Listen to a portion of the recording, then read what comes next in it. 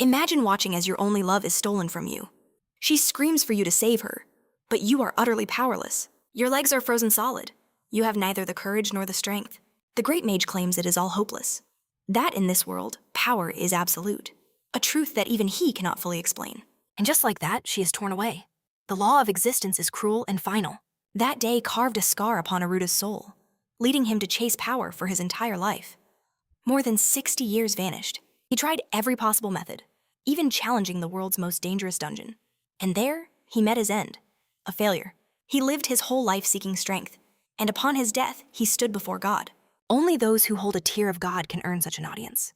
God presents him with a choice. Let his soul rest for eternity, or relive life's suffering for another 20 years. To save her, he chooses to be reborn and try again. And that is how our main character gets a second chance. Returning to the moment of his birth, he sees his parents again, his mother, her beauty and long hair, and his father, who was still alive. Determined to not waste a single second, he decided his evolution would start right now. But his infant body couldn't even stand. Yet something new appeared a system window with his stats, visible only to him. The kid, barely a month old, was babbling, thinking he was actually speaking. He then recalled God allowing him to choose a gift. Unsure of its meaning, God explained that everyone receives a gift at birth. The gift of unbalanced wisdom, the gift of broken martial arts, the gift of absurdly overpowered magic, or even the gift of infinite charisma. It could also be the gift of inventive genius, or the final option, the gift of creation. In his past life, Aruda possessed the gift of wisdom. God asked if he wanted it again. This time, our hero chose the gift of creation. With his past life's knowledge, the main character knew of the world's 5 gifts, but creation was one he'd never heard God mention. So he took a gamble on that one. The first thing he notices is a system window, unheard of in this world. He figured it must be related to his new gift. Besides saving the one he loved, the main character also recalled his parents, who died when he was only 8. The memory had grown so faint, it was on the night of his 8th birthday. His village was attacked by goblins. All he can recall is the searing pain as his father sacrificed himself so they could escape. When that failed, his mother threw him away, begging him to at least save himself. He had no choice but to run, and as we know, goblins are monstrous creatures. So you can imagine the horrors that followed his escape. But enough of that tragedy for now. In this second life, he will write a new story. His first step was grinding his intelligence and mental power. He studied so intensely that his mother started to worry. He trained his mana by teasing his father. While other kids ate dirt, our boy was practicing parkour. As the other children stared in amazement, his agility stat and evasion skill leveled up. This pattern repeated as Arudo unlocked new skills. 8 years passed in the blink of an eye. Arudo sat under a tree, honing his gift. When his mother got home, she wished Arudo a happy 8th birthday. Brimming with happiness, she hugged her son so hard Arudo worried he might actually break. His father bragged Arudo's good looks came from him and said his training would begin now, a plan his mother eagerly approved. His mother then congratulated Arudo once more, reminding him about his evening trip to the church, which he confirmed. It was custom for all 8-year-olds to receive a special bracelet. These bracelets acted as a kind of identification card. And it was finally Arudo's turn to get his. The priest told Arudo to hold out his hands. Arudo did so, and the priest placed a magic bracelet, proof of his identity, on his wrist. With this, it is better to go to a big city, the priest advised. Be careful you don't lose it. With the bracelet on, Arudo steeled his resolve. His mind turned to the goblins, due to attack the village in just a few hours. Arudo was already crying, but knew he had to be strong. The time was here. Remembering his past self, Arudo swore he would save this village. After leaving the church for the forest, Arudo opened his skill board to see his progress. He began reviewing his current status. Arudo calculated he would need to hit level 15 to truly boost his physical strength. His magic, now level 32, granted him full mastery over 8 years of hard-won skills. Yet, one skill remained a total mystery, the power to craft functional objects from nothing. It dawned on him. He never used it because he never actually possessed the skill. Deciding it wouldn't hurt in a fight, he activated it. And just then, he felt a presence. Goblins were here. He spotted them and ducked behind a tree. 3 scouts, serving as the vanguard. Arudo steadied his breath. He'd slain countless monsters in his past life. They saw him peeking and charged instantly. The first battle of his second life, he had to prove his training wasn't a waste. Focusing his mana, he recalled his tireless training. He would have no regrets. He was the village's last line of defense. Arudo unleashed a torrent of flames. One down, a flash of victory, but it wasn't over. As he faced the second, another ambushed him from behind. Arudo dodged instantly. One mistake here could be fatal. After finishing all 3, one thought burned in his mind. his attacks had to be stronger. He was lucky they were just grunts. The moment the last goblin fell, a system window appeared. Level up. A wave of satisfaction washed over him. He'd defeated them all and gained a level. The power surge made him dizzy, almost drunk on the feeling. But then, another goblin charged, sword raised high. The blade struck true, wounding Aruto. Another wave already, he wondered. As he dispatched the threat, he glanced back and saw an entire horde. He was caught completely off guard with an injured arm. Fighting this many seemed hopeless. That old, familiar despair flooded his senses. Nothing had changed. I can't escape my fate, he thought. An image of his beloved flashed in his mind. But then, a burning resolve ignited within him. Aruto refused to give up. If only I'd tried harder. In that instant, his power exploded to level 50. A new skill appeared. Grave Reaper. Aruto stared at the system window, announcing this sudden level increase. He finally acquired the crafting skill. Its true power, he now understood, would unlock at higher levels. So that's why it was useless before, Aruto mused. At that moment, the goblin horde amassed behind him. Did they sense his weakness? Not his power? They were closing in for the attack. What now? A goblin lunged forward. He barely dodged its sword, a hair's breadth from being wounded, and unleashed a fireball. Aruto unleashed his fury on the goblins. His injured hand made fighting harder as the onslaught intensified. A large group of 8 goblins charged him at once. He felt he could fight them all. He had to believe in his own strength. Aruto immediately activated his Grave Reaper skill. Magic sent the goblins tumbling into the gorge. Did he really do that? It was a grave crafting skill. Gazing at his hands, Aruto felt a surge of hope. He could change his fate. He had saved the village. Just then, the system displayed a massive level increase. It was likely from defeating the goblins. He recalled that a huge level jump often brought intense pain. With that last thought, Aruto lost consciousness. Then, his eyes fluttered open. He felt cold. Something fluttered near his face. He spotted a small creature, which quickly hopped away. What was it? A beautiful slime stood before him, its little head popping up. Aruto saw a liquid and considered drinking it. After taking a sip from the slime's head, he found it surprisingly beneficial. The slime continued to hop, capturing his attention. Just what was this creature? Observing it, Aruto concluded the slime wasn't a threat. In fact, it seemed rather friendly. The slime suddenly leaped onto Aruto's face. He couldn't guess what it wanted, and its touch was so ticklish. Soon, Aruto was on a mountaintop, gazing at his birth village, a picturesque place nestled in nature. The slime pointed ahead, but Aruto shook his head, stating he wouldn't go back. There was someone he had to save, a path to follow, but he was still too weak. Perhaps it was all futile. About a mile away was one of the greatest underground cities. His mission was to conquer its upper floors and raise his level as high as possible. Aruto thought of his beloved and how to level up. He remembered the city's appearance, the trials and battles that awaited him. Only 7 years remained until that fated day. As the slime smothered him, Aruto mentally apologized to his parents for his untimely demise. He'd left a note about unfinished business. Aruto thought this was it, but he still had to make things right. He was deeply grateful to them for their endless love. He cherished growing up with them, his father and mother. 8 happy years had passed so quickly, with tears in his eyes. Aruto knew he had to go, and after leaving home, the slime just followed him. Feeling its gaze, Aruto deemed it dangerous and told the slime he was going alone. She'd be helpless against monsters. But then, the slime started clapping with its gooey limbs, seeing its concern. Aruto let it tag along, and so, their journey began together. A month later, after taking down a tough wolf, it was lunchtime. His slime companion was dragging something over. He saw fresh wolf wounds and thanked his friend. The slime then plopped a magic stone right into his bag. With magic stones, money wouldn't be an issue. The slime carefully placed the prize inside. It then zipped off, as if shouting. Aruto saw the path. Did it really find them a place to sleep? Moments later, Aruto peered from behind a rock. The slime was beside him. It was a cave, the perfect place to crash before they headed for Kinetagris tomorrow. Cooking meat. Aruto mused that weak monsters made food easy. He wasn't used to fights for dinner. His body was finally catching up to his past life's form, growing unbelievably fast and strong. Just then, a system window appeared.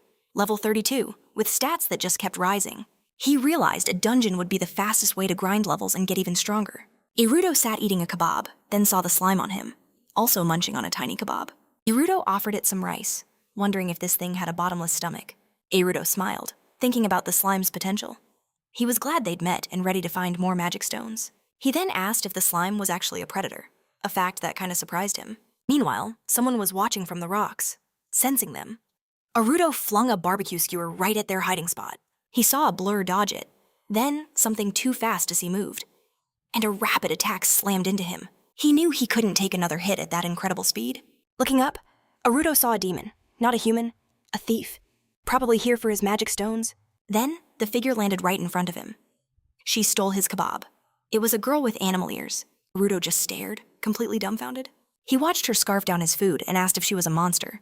She said she was a magika, a traveler, and asked who he was. Aruto gave his name.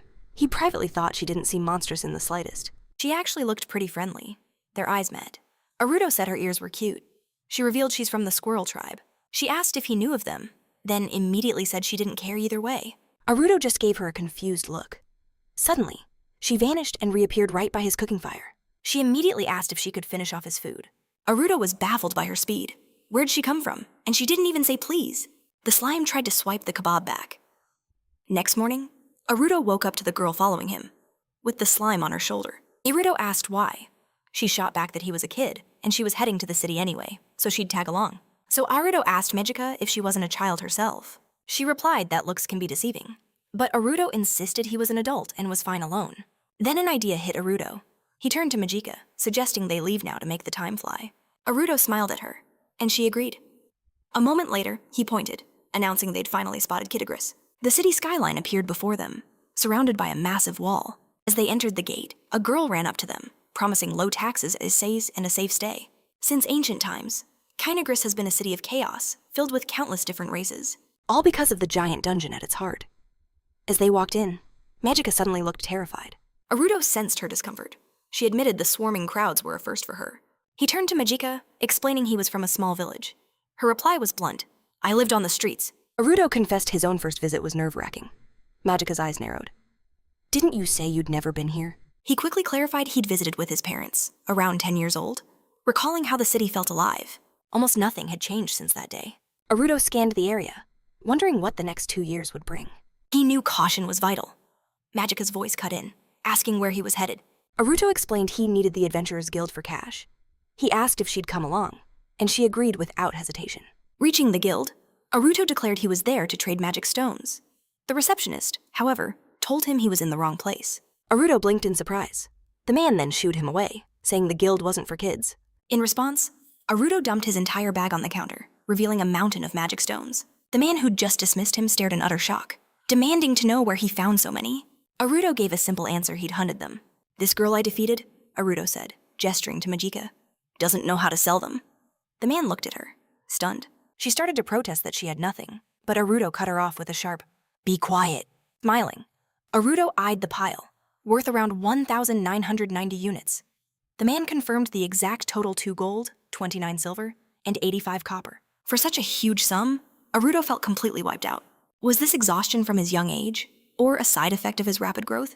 As Aruto bagged the coin, he asked to register as a finder. The man questioned why a child would want to be an adventurer. Aruto pointed at Magika. She's an adult, he said, adding that he had a major undertaking to deal with. Magika tried to speak up again, but Aruto quickly slapped a hand over her mouth. We're in a hurry, he pushed. Once outside, Magika confronted him, telling him to take her and make use of her. Aruto paused, asking her what she meant, then quickly apologized. He admitted it was hard to explain things at his age, and that he just needed some help. He asked if hunting magic stones wasn't a good plan. She replied it wouldn't build his reputation. Magika trailed behind him, hearing him scoff at the idea. Reputation doesn't make you stronger, he stated. Magika stared at his back, completely taken aback by his declaration. Aruto forged ahead, stating that with money secured, their next stop was a hotel. He offered a meal as thanks, but said they could part ways. Magika agreed to stay, but with one condition. Either he paid her, or they would spend time in his room. Hearing this, Aruto just told her to follow. What a woman, Aruto thought. As evening came, he confessed he was glad she'd joined, as he'd expected a refusal. Seated inside their room, the two of them began to talk. Aruto explained his shabby appearance often limited his opportunities, even for the hotel's amazing food. He was sure Magika would love it. As he talked, Magika stared intently at him, and he had no idea why. Magika simply brushed aside his unspoken question. She announced she was taking a bath. As her cloak fell, Aruto yelped for her to use the bathroom, not undress there. At that moment, the exhausted slime happily flopped onto the bed. Standing in the bathroom, Magika prepared to change, noting this was all very new to her. Out of the shower, she decided to head straight to bed and look forward to a big breakfast. That's when she saw Aruto practicing magic. feeling the immense mana radiating from him. No ordinary person could do that. Watching him sit on the bed, eyes closed, she wondered who he truly was. She'd traveled the world seeking someone specific. And yet, a few days ago, this boy had conveniently appeared before her. She saw in him a power beyond his years and skills she had never seen. She needed to get closer, to learn more. He was definitely hiding a secret. Magica replayed his words, surprised by his mature attitude. Could he be the one she was looking for? The one destined to change this world? The prophecy was clear, the hero would be a girl. This meant Aruto was completely out of the running. But watching him, Magica felt a powerful premonition. This boy was the key to a new world. She'd felt this before. And just like that, the prophesied key was completely knocked out from his training. Magica noted how he just flopped over the second his mana ran dry. Why does he train so intensely? She wondered, feeling a chill. It was like he was running from a ghost. Meanwhile, from the rooftop, a pair of eyes watched. A figure then slipped through their open window. Magica raised an eyebrow, thinking, seriously, a common thief? His presence was pathetically weak. She could have sent him flying. But this seemed like a perfect test for Aruto. So, Magica played dead. As the thief crept closer, he reached for Aruto. Aruto woke up and casually greeted the guy. The thief's response. He drew a knife and lunged. Magica bolted upright from the bed, shouting, "Aruto, watch out!" The blade stopped inches from his throat. "Don't move," the thief warned, adding, "Act your age and you won't get hurt." Magica and Aruto deadpanned. "Is this really about money? And how did you find this room?" Aruto pressed, leaving the thief completely stunned. Done talking. Aruto unleashed an air cannon. The blast launched the intruder straight back out the window. Magica immediately checked on Aruto, asking if he was okay. He just replied that everything was fine. But she saw it his simple move was incredibly advanced magic. That kind of power could easily be lethal. Magica wondered how hard he'd trained to get this strong. But when she turned to ask, he was already asleep. Again, this kid will be famous for all sorts of reasons, she thought. Then, she noticed the thief's knife on the floor. Later, once Aruto was awake, they went down to the tavern to eat, as food piled up. Aruto asked Magica, "Is it good? Are you enjoying it?" With her mouth full, Magica mumbled, "It's the best thing I've ever eaten." Aruto just chuckled, telling her to take her time. After their meal, they left the hotel, and Magica thanked him, patting her full stomach. Aruto teased her, saying by morning she'd feel like she ate enough for 10 people. Magica then asked what their next move was. Aruto explained, "I was headed for the dungeon, but last night's visitor gave me a new idea." He glanced at the thief's knife, then headed straight for the guild, greeting the adventurers inside. And again, 2 men watched him. The merchant from before approached, asking, "You're the kid from yesterday," Aruto replied casually. "Appraising more magic stones today. I'm with the boss now. Come back later," the man said. "Actually," Aruto replied, "this timing is perfect. I also need to see your boss. I think there might be a thief in the guild." The boss stared him down, demanding that he explain himself. Aruto recounted how a suspicious man broke into their room last night. He explained the thief didn't search the room. His target was the money from the stone sold at the guild. He knew exactly where the money was located. Otherwise, he'd never have checked Aruto's bag. In other words, Aruto concluded, the thief was someone present at the guild during that transaction. After Aruto finished, the boss admitted his deduction was highly probable. Turning to a man named Lion, the boss asked, "You were responsible for security. See anyone suspicious?" Lion answered vaguely, "Who knows, maybe, maybe not." The boss snapped at him to speak clearly.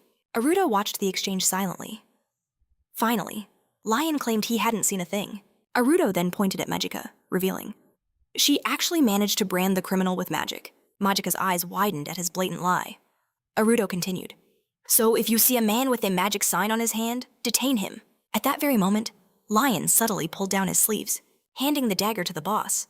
Aruto added, "The thief dropped this. It's a nice weapon, but it should go to the gendarmes as evidence."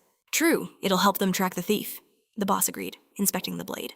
Just then, Lion chimed in, asking if Aruto could have the dagger. He argued that victors keep the spoils of war, and wasting such a fine weapon a total shame.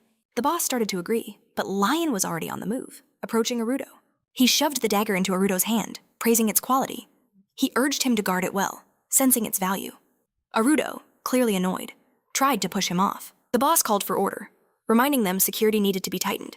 Lion claimed to understand completely, telling the boss to count on him. With that, Aruto and Magica left. Magica noted that the man was a thief. Was it smart to let him go? She asked. Aruto replied that the warning was given. What happens next isn't our problem. But Magica wondered. Was his only goal really just the weapon? Aruto glanced at Magica. A flash of doubt. Had she seen through his plan? He figured with this job done, the real adventure could begin, before the dungeon. Aruto stared up at its massive form. Magica followed his gaze, admitting she couldn't even see the top. Aruto explained this was a legendary labyrinth, one of the world's great dungeons. Its scale and origins were a complete mystery. Stepping through the portal, they were instantly warped elsewhere. Aruto explained the lower level covers floors 1 through 25. This area was mostly safe, basically a training zone for newbies. As he spoke, a loud roar echoed nearby. Suddenly, 2 adventurers shouted a warning. A monster had escaped from an upper floor. They yelled that his magic was useless, telling him to run. Just then, a giant horned rat charged right at him. Others saw a kid and screamed for him to get away faster. Aruto faced the beast and simply said, "Grave!" Instantly, the monster fell into a massive hole in the ground. Aruto knew he'd messed up. He'd used too much power, endangering everyone nearby. Magica stared, stunned, like everyone else. No one understood where the huge hole came from. Some guessed an earthquake, but there was no shaking. Aruto quickly said the floor just collapsed by bad luck. The pit was so deep he yelled for everyone to watch their step as they scattered. Magica asked, "Why not say you did that?" Aruto replied that nobody would have believed him. It was just better to head to the upper floors quickly. From the 26th floor, things got harder. This was the true maze. Moments later, Magica was facing a bear. Aruto watched, impressed. She took it down in a single hit. Next to the body, Magica shrugged off his praise, saying he fought too. Aruto drew the dagger. Time for a test. A system window popped up. Dexterity plus 110. Aruto was thrilled with the stat boost. This dagger was way better than he thought. He thought a skill board would be nice to see his stats. This knife would be key for picking new gear. But even with this weapon, he couldn't get complacent. He had to get stronger against the bears ahead. The mid-level monsters weren't a real challenge. He decided to find some tougher enemies. As they left, Aruto declared their next stop the upper levels. After finishing off the last monsters, they moved on. Magica just watched the bears Aruto had killed. Aruto then entered a cave, jumping right into a fight. Demons swarmed toward him, but Aruto was sure he could handle them. Soon, the demons were crushed by stones Aruto controlled. As they fell, he breathed a sigh of relief. "We're on the 50th floor," Aruto told Magica. "The upper level starts here." This was a high-risk zone, fit only for top-tier adventurers. The monsters here get stronger with every single floor, so we need to grind a lot while we can. He stared into the darkness ahead. Magica watched Aruto, then asked why he fought so. Normally, Aruto was baffled. Was there an abnormal way? If she knew a better way, he begged her to teach him, his eyes lighting up. Magica clarified that wasn't what she meant. Those monsters he just beat, they give even high rankers a hard time. Magica just didn't like how easily he'd wiped out so many at once. His power was just unreal. Standing before him, she demanded to know how. Aruto just smirked, asking if his combat style was that strange. Magica admitted it looked bizarre from the outside, wondering why he was acting so surprised. And then it hit him. Magica was the second person who truly saw him. Before her, only Hannah had looked past the surface. He thought back to his past life. Even at level 99, he always fought alone. While other top adventurers had followers, nobody ever gave him a second look, all due to his pathetic life stat. That was the cruel law of that world. But now, Aruto wondered, maybe others besides Hannah could defy that law. At that, Magica's curiosity flared, asking if he was even human. With a grin, Aruto promised he was 100% human. He mused that, despite what he said, it was a hard thing to believe. Seeing as he had died and been reincarnated, watching him, Magica decided he was simply a very peculiar person. Aruto almost took offense to that. A moment later, a system alert dinged, and they descended deeper into the cave. Aruto declared he could handle 50th floor monsters now, suggesting they press onward. His past life memories warned him a dangerous foe was lurking nearby. As if on cue, a small ogre appeared. He recalled the struggle to beat this thing before, curious how fast he could end it now. As they came face to face with the beast, Magica felt its killing intent, noting it was far stronger than the other monsters. She turned to Aruto, offering to attack from behind, but Aruto refused, stating he would handle it alone. Magica heard this and worried he'd lost his mind. A single slip-up would be his end. Aruto said he knew the risk, but this was a test of his real strength. He drew his knife and stepped up to the ogre. In a flash, Aruto struck, his blade hitting the ogre. Its skin felt impossibly thick, almost like metal. Still, he managed to wound it. The enraged beast retaliated, slashing Aruto's cheek. Ducking another strike, Aruto confirmed his attacks were indeed working. If he kept dodging and striking the same weak spot, he could eventually win this. But as he landed another hit, Magica gasped. Could he really have beaten it with such little effort? Aruto, wiping off some sweat, figured it wasn't much of a workout. Perhaps this was the current peak of his power. The slime then spat out a massive diamond at his feet. Examining the jewel, He wondered why such a weak monster dropped a rare item. Then, the air suddenly grew heavy. In that instant, Aruto called out to Majika, asking if she heard that sound. The girl right behind him asked what sound he was talking about. Realizing the immense danger, Aruto urged her, "We have to get out of here, fast." But Majika said escape was impossible. Moving a single inch would spell their doom. Just then, a colossal ogre emerged from the cave's abyss, its massive hand reaching for them. This green ogre was wrapped in magical ivy, a low-tier parasite known for draining the energy of stronger monsters. Aruto wondered what it was doing on the 70th floor. Usually, ogres didn't show up for another 10 floors. Aruto wasn't even sure he could beat a smaller one. Yet a giant now stood before him. Shoving the slime in his bag, he told Majika it was time to run. Majika, however, completely refused. She could feel its immense power, but knew it wasn't invincible. Activating her gauntlets, she readied herself for a fight. She had trained relentlessly to be a hero's partner, long believing herself to be unmatched. But after meeting Aruto, she realized all her training was not enough. The girl then charged the ogre, determined to claim victory herself. But after she struck, she saw her attack did almost nothing. The ogre only got angrier, swinging wildly at her, dodging its blows. Majika realized she had a speed advantage. A single hit would not be enough. She needed to unleash a relentless barrage of attacks. Despite her swift assault, the ogre caught her with its ivy, its grip crushing her body in an instant. An air blade from Aruto freed the girl as the vine fell away. He then asked Majika if she was all right. She thanked him, feeling ashamed for being saved by a child. Majika turned back to the ogre, her power flaring up once more. This was it. She had to unleash her final move. Drawing on cosmic power, she summoned a storm of heavenly bodies. With the artifact Star Rain, she attacked with all her might. She had poured all her mana into that ultimate spell. The ogre should have been annihilated. But as the dust cleared, the monster stood there, completely unscratched and looking confused. Just then, the ogre lifted its massive foot right above Majika. She stared up, realizing her ultimate attack had failed completely. Then, the giant foot came crashing down. In a flash, Aruto scooped Majika into his arms. "Leave the rest to me," he said, already on the move. He then told the slime to protect Majika.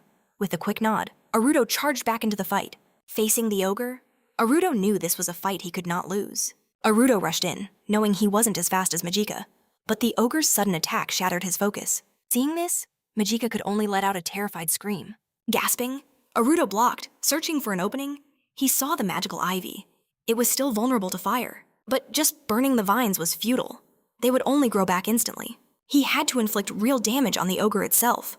Gripping his sword, Aruto launched another attack. He knew piercing its thick hide was impossible. He had to target a precise weakness. His target locked. Aruto launched a fireball directly at the ogre's back. Aruto collapsed, watching his attack connect. Then, his vision faded to black as he passed out. Majika could only stare at the fallen beast in shock. She couldn't believe it. Aruto had won, but Aruto was just a kid. How did he defeat that monster? It was her last thought before losing consciousness. When they awoke, a slime was hovering over them. Sunlight streamed down, and they wondered how they got there. Aruto asked if Ru, the slime, was the one who had saved them. Ru confirmed it with a cute little sound. Hugging the slime, Aruto called her the world's most reliable partner. He turned to Majika, saying how lucky they were. Passing out in that place could have been deadly. Majika stayed quiet for a moment, then apologized. She said she was returning to the hotel. Aruto agreed, adding he'd also rest up. But he stared at Majika, still utterly stunned. Majik could actually use an artifact holy tools made by God. You could count them on one hand. The artifact she had used was called Star Rain, and if his past life memories were correct, the owner of that specific artifact dies in 7 years. That night, soaking in the bath, it finally hit him. Majika possessed an artifact. That weapon, known as the Hand of Justice, only designated a wielder with 2 specific traits. The Vatican classified her as criminal element number 5 Machia Exterterra. She and 5 others were branded enemies of God. That declaration had not happened yet, but in the future, a kill order would be issued. Aruto called for his skill board. A system interface materialized before him.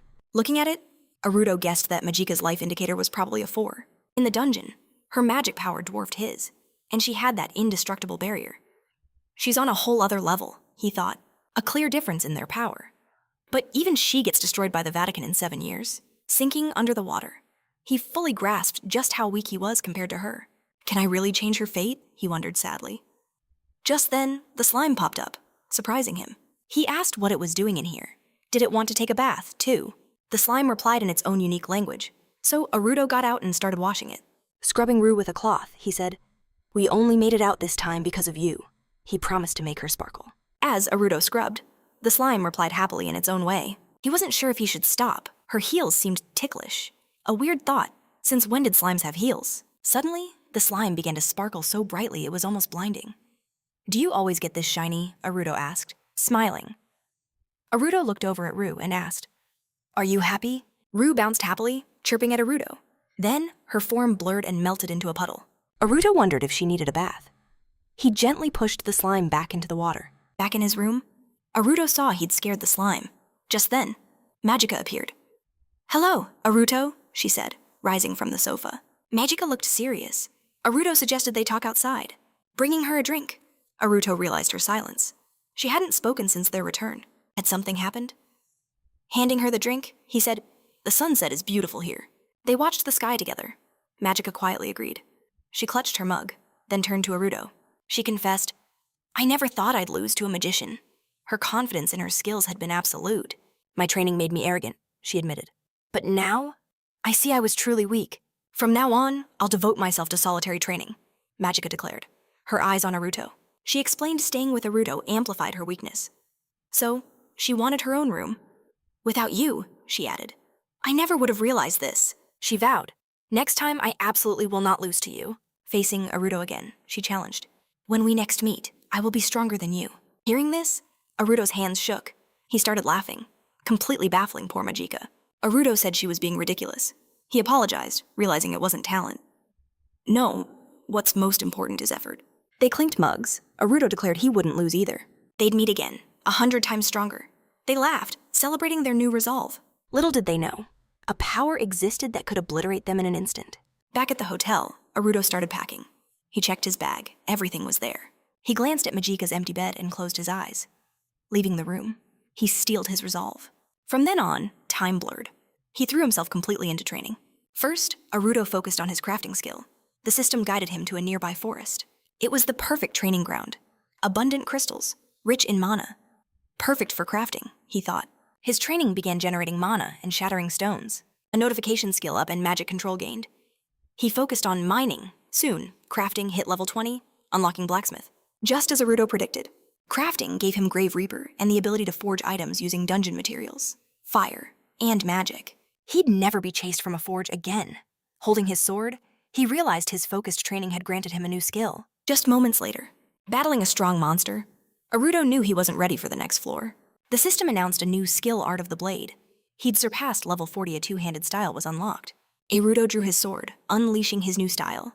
After the fight, his level instantly shot up. He realized using Grave Reaper and Typhoon leveled up the Grave Reaper skill itself. Combining it with magic, he could control the fissures it created, giving it lethal power. His level and skills rose together. The system pinged Aruto, level 40, all skills up by 30 units. Crafting and manipulation were now available. Intrigued, Aruto opened the system window. Manipulation use a bit of mana to move an object as you wish. Aruto aimed his hand at a stone and activated the skill. It slid sideways. Not very flashy. But Aruto knew this skill would be useful. He kept training it relentlessly. Days bled into weeks. Winter arrived. Walking through town, Aruto overheard some local gossip. He caught something interesting. 2 guys were spreading a rumor. "You hear about that freak on the upper dungeon floors? They say he soloed 1,000 monsters." The other guy heard it too, said the freak was just a kid and always had a low-level slime with him. Passing by, Aruto knew it was him. When they saw him, their jaws hit the floor. High-level adventurers hunt there in parties, after all. Aruto watched them, knowing he was finally on the map. In the past, his low profile kept him in the shadows, his deeds unseen. But now, something was different. "Weirdo," he mused. "I could do without that name," eyeing the strangers. Back at the inn that evening, Aruto told the owner he'd be in the dungeon, needing his room cleared for 2 or 3 days. "Be safe out there," the owner warned, then casually asked if the girl with him was okay. The question hit him. He hadn't seen Magica at all. The owner then said she'd been gone for days, voicing her concern. At her words, Aruto gripped his jacket tightly. "It's Magica," he thought. "She'll be fine." But a seed of doubt had been planted. Suddenly, a knight thundered through the city. "The Vatican summoned their knight," someone exclaimed in awe. Hearing this, Aruto bolted from the inn. The owner cried out, asking what was happening. He didn't answer. His mind was a storm. The future he knew was shattering before his eyes. Then it clicked. His actions had changed Magica's fate too. How could he have been so blind? His thoughts spiraled into darkness. Had the Vatican already ordered her destruction? What if her execution was happening right now? He could only run, praying she was safe. Racing past a carriage, a figure watched from the window. Such a clever boy. Reaching the dungeon, he desperately hoped he wasn't too late. He activated present sense, seeking her immense power. He was right, spotting her. He called out. Magica turned, knowing his voice. "It's been a while," she said calmly. "How have you been?" Seeing her powerful aura, his worries suddenly felt foolish. Gasping for air, Arudo insisted he was fine. Magica eyed him. "Then why are you breathing so hard?" He couldn't admit he'd panicked. "Just jogging," he lied. "Saw you and wanted to say hi." He even faked another step. Then he took off his scarf, remarking on the sudden chill, especially for her clothes. He wrapped it around her. "Wear this so you don't catch a cold," she accepted gratefully. Just then, something in the sky caught their attention. They both looked up, baffled. Arudo saw a growing black mass. Magica confessed it felt deeply unsettling. The dark mass pulsed, its aura crushing. Arudo knew this presence. "Magica, get the citizens out of here." Moments later, the mass started to crack. Arudo couldn't believe his eyes.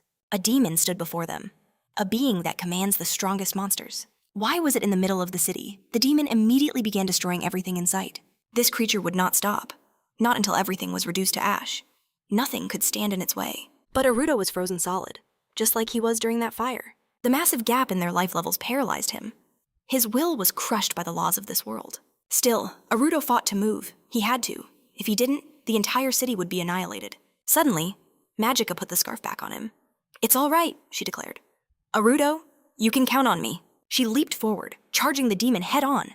Arudo watched, stunned by her incredible power. She was so much stronger now. Her attack landed true, but the demon instantly regenerated. Magica knew what she had to do. A single, overwhelming attack was the only way. She prepared her artifact, Star Rain, but the demon vanished, reappearing right behind her. Magica spun, dodging its strike. So fast, the demon gave her no opening to use her artifact. Arudo saw only shattered ground where she had stood. His thoughts screamed Magica's name. Why was he just a spectator? Were his last 8 years of training completely meaningless? He wasn't reborn just to watch another tragedy, to relive the failures of his past life. Raw desperation ignited mana in his palms. He stared at the glow. Could he use magic while paralyzed? He had to try. His eyes shot back to Magica. The demon's onslaught was relentless. She struggled against the fierce winds. One direct hit would be fatal. And the demon just kept regenerating. She had to find the perfect moment to use her artifact. Magica charged the demon again, only to be swatted away. This monster's power was just ridiculous. Even if Arudo was gathering mana, he'd be too late. The demon created a massive fireball, spinning it above. Magica knew this was the end. She shut her eyes, waiting for death. Just then, Arudo unleashed his manipulation skill. Magica saw the demon's fire attack fly far away. Arudo stared at the attack he'd moved, in total shock. Had he really just bent the trajectory of that spell? In that instant, the demon began to lose its balance. Magica glanced at Arudo, noticing how young he was. As the demon fell toward her, she saw her opening. Arudo yelled, "Use Star Rain!" She hammered the demon with her skill until it vanished completely. Seeing it gone, both of them thought they had won. Magica rushed to Arudo, checking if he was hurt. Helping him up? Arudo said he was just drained from leveling up. A short rest would fix him right up. When she put Arudo on her back, he had no clue what was happening. She was taking him to the hotel, period. Arudo told her not to, but she insisted. He'd done so much, she pleaded to let her do this one thing. Later, as they escaped, Magica said she'd never seen a technique like his. Realizing she meant his manipulation skill, Arudo said he'd gained it after they last met. He proved it by manipulating his scarf, making it appear instantly on Magica. Seeing this, Magica asked if that was his doing. Arudo confirmed he could move things with mana. He could redirect wind attacks, block offenses, and, with practice, control foes like puppets. Magica declared it was an absolutely incredible skill, but Arudo admitted he couldn't move while using it. He never could have beaten the demon alone. Blushing, he told Magica she saved the city. Magica just said she thought it was a team effort. Arudo simply chuckled. A thought struck Arudo. If these attacks kept happening, the city would be wiped off the map. He didn't remember hearing about this incident before. That meant someone else must have stopped it. Who could possibly defeat a demon that strong, he wondered. Suddenly, he felt an aura and told Magica to stop. Magica turned, saying they weren't there yet. But Arudo insisted they stop right now. Magica froze instantly, halting mid-step on the roof. Arudo looked down and knew him at once. The black clothes, the overwhelming mana. It felt otherworldly. This was the mage who killed Hannah in his past life. Standing right there was Gamigan, looking away casually. Magica saw Arudo's face twist with a darkness she had never seen before. She asked who that man was. Arudo replied, "That's Gamigan Salway, one of the 12 commanders of Euphonia." Hearing the name, Magica realized even she knew of him. Gamigan was famous for being the strongest magician alive. As she processed this, Aruto began gathering his magic. Magica immediately asked what he was doing. Aruto snapped that it wasn't her problem. He had to kill that man. Magica grabbed him, asking if he was serious. Aruto stared at Magica, who held his hand tight. She told him he was too weak and no match for that magician. Aruto just told her to let him go. But Magica begged him to calm down and just sit. Didn't he get it? He couldn't win right now, she yelled, trying to make him see reason. Aruto finally calmed down. Magica was right. In his state, he stood no chance. Defeated, he leaned against the rooftop. Meanwhile, the magician was busy observing his own invention. A man beside him asked if he, Mr. Gamigan, had really summoned that demon. Gamigan confirmed it was true. He'd found a rare summoning artifact and wanted to test it. Turns out, it was completely useless. The artifact could only summon a low-level ogre. What a joke. Crushing the artifact, he said. Sadly, before I could step in, someone had already easily taken care of it. The man behind him noted that even a weak demon like that could destroy a small country. The 12 commanders of Euphonia only follow royal orders to protect the nation. This act was unacceptable. At that, Gamigan glared at the man, lifted him into the air, and choked him with magic. Gamigan questioned the hanging man about his loose tongue. "Did you really think," he sneered, "it was wise to speak your mind?" Choking for air, the man gasped out a desperate apology. With a thud, the body hit the ground. The mage simply called his carriage, ready to continue his research in the capital. Just then, a subordinate approached Gamigan. "Have you not found your target? Are you truly planning to leave things like this?" "The target isn't in this city," Gamigan replied. He mused that seeing Aruto and Magica would surely provoke Makia's wrath. He never expected to find a Vatican enemy in a place like this. Aruto and Magica were horrified by his chilling gaze. The mage figured Makia must have killed the demon, judging her to be strong. He imagined all the wonderful ingredients he could harvest from her. Gamigan thought about taking the girl, but paused. He had no official orders to eliminate her. Yet, defying the king meant losing his research funds, a price the magician was unwilling to pay. So, he told his men to leave, certain he would cross paths with the girl again. As the carriage left, Aruto and Magica watched it go. The magician's stare had truly shaken them. Magica voiced her terror, certain he would return to kill them. She recalled he was a commander, then asked Aruto how he felt. He stared at the ground, feeling like a fool for ever thinking he could face that monster. He made a vow the next time they met, he'd be stronger than Gamigan. A few days later, the Lord of Canagris wanted to publicly thank Magica for exorcising the demon. Magica flatly refused, asking if they had forgotten Aruto's contribution. But the officials wouldn't acknowledge that a low-status boy could have such power. The Lord quickly gave up. Walking through the city, Aruto asked Magica if she was sure she didn't want the fame.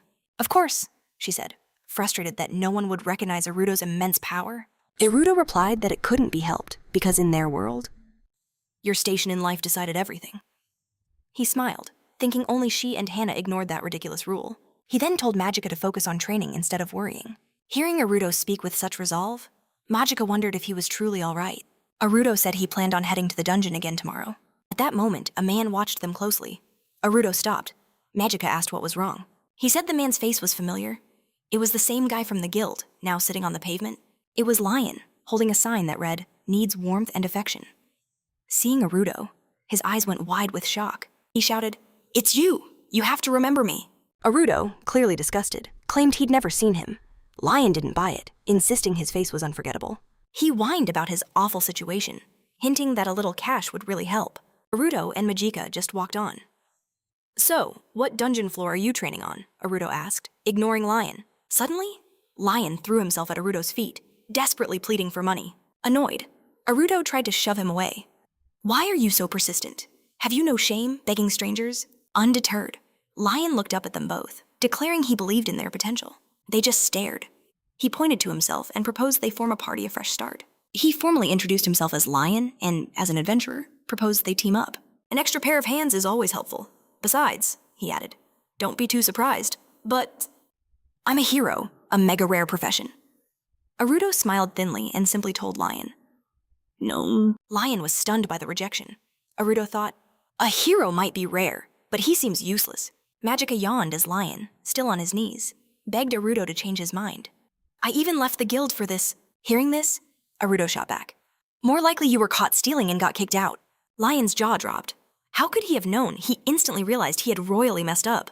Aruto sighed, explaining this was exactly why he preferred earning his money hunting in dungeons. And just like that, Lion was back, practically glued to Aruto, begging to join the team. Magica's patience officially snapped. She tossed Lion some bread, telling him to get lost. Defeated, Lion crumpled to the ground, watching them walk off, deep in conversation. Magica mentioned she was hungry. Aruto, ever the gentleman, knew just the spot. Days later, Aruto was deep in a dungeon, carving through mobs. He cleared the floor, leveling up to 42. His blade skill hit 43, and this new sword was working wonders. But even after days, Lion was still somehow tailing him. Aruto was already planning his ascent. Then, he heard panicked screams and running footsteps. And there was Lion, chased by wolves, yelling for his life. Aruto couldn't believe his eyes. Lion immediately begged for help with the wolves. Aruto sighed, told him to duck, and unleashed a torrent of fire. Watching the spectacle, Lion just yelled, "That was so cool!" Aruto ran to Lion, who was on his knees, thanking him endlessly for the save. Lion admitted he'd been stalking Aruto, ending up on the deadly upper floors. Aruto was not impressed. "This floor is for pros," Aruto snapped. But Lion just asked to join their team again. Aruto's patience was gone. How many times did he have to say no? He didn't have time for this nonsense. Lion, still kneeling, just whispered an apology. Aruto turned away, telling him to go home. Right then, a wolf pounced on Lion. Aruto instantly killed the wolf before him, then turned to Lion, asking if he was okay. Kneeling down, Aruto couldn't believe it. A thought tormented him this was his fault. If only I'd accepted him, he thought. Lion wouldn't be dying on the floor. The moment Lion heard that, he shot right up. "Wait, you'll accept me?" he asked. A shocked Aruto could only stare. Lion just rubbed his neck, saying, "Oh, I forgot to mention. I'm a vampire." Aruto's mind went blank. Vampires. The immortal creatures of the night. Humans feared them like monsters. Aruto pointed, asking if the legends were true. Lion just shrugged. "We're not so different. Those horror stories are just made up." He explained their bodies were basically human. A fatal wound is still a fatal wound. But then Lion added, "Except me, I'm invulnerable." Aruto was confused. Invulnerable like regeneration. Then he asked about the wound. Lion sighed. "It's a long story." He also added he had high pain resistance. Aruto needed the full story now. And more importantly, could he learn that skill? Lion shook his head. No one could just earn this power, and he didn't get it on purpose. "You wouldn't believe me if I told you," he said. Then came the bombshell. "I'm not from this world." He explained his past life in a world called Japan.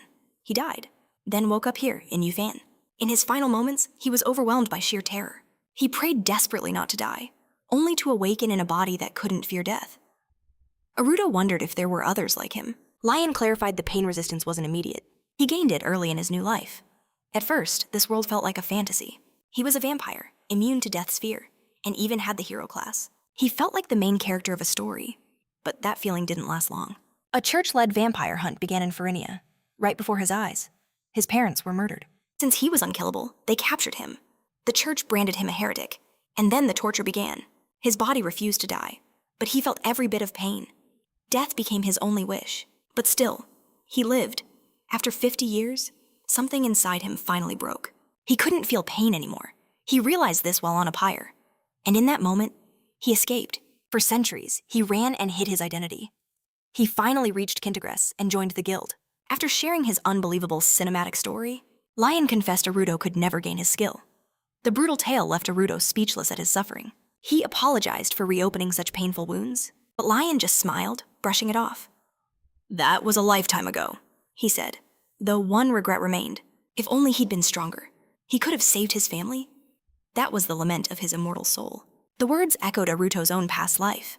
Lion joined the guild to get stronger, not just for money. He asked once more to team up, but Aruto simply turned his back and walked away. Lion watched him go, thinking he was useless. That's when Aruto challenged him. "You just gonna stand there?" He dared Lion to keep up, asking if he was scared of some real training. Lion's face lit up instantly. "Training, I'd love that," he declared with a grin. Watching Lion poke a slime, Aruto realized he could never grasp an immortal's hardship. But the need to protect family was universal. He couldn't leave him behind. And so, their training began. Aruto returned to the fight, mastering the Grave Reaper's devastating power. Suddenly, old enemies swarmed Lion. "Teacher, help!" he yelled. Aruto saw Lion had to stop fighting like a mortal. While Aruto tore through the monsters, Lion just covered his head, completely overwhelmed. Aruto advised him that tactics matter, but for a vampire with his immense power. He first had to unleash it all without hesitation. Aruto tossed him a sword, and Lion charged. After cutting them down, Lion faced him. You were right, teacher, he admitted. And that's when Aruto saw it, Lion's true, monstrous strength. As Lion's sword danced, Aruto asked his level. Lion calmly replied, My level is 4, the same level as Magica? From that day on, Aruto focused everything on training Lion. Lion's level shot up at a terrifying rate. His clumsy moves vanished, soon surpassing Aruto. They cleared dungeons at a speed Aruto had never dreamed of. Every 10 floors, Magica joined for the boss fight. The levels just melted away. After one tough boss, Lion boasted, Teacher, our clear time is going to be legendary. She never dreamed they'd clear the 90th floor. 6 years later, Aruto stood over the boss's corpse, thanking them both. His target was the 100th floor, but his time was almost up. From now on, he declared, the real game begins.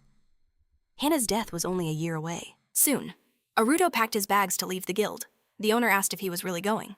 Aruto confirmed it, thanking her. Where will you go? She asked. It'll be lonely here.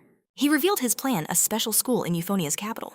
Just then, Magica and Lion clattered down the stairs. Lion demanded, You're really leaving the city? Magica was shocked, having heard nothing.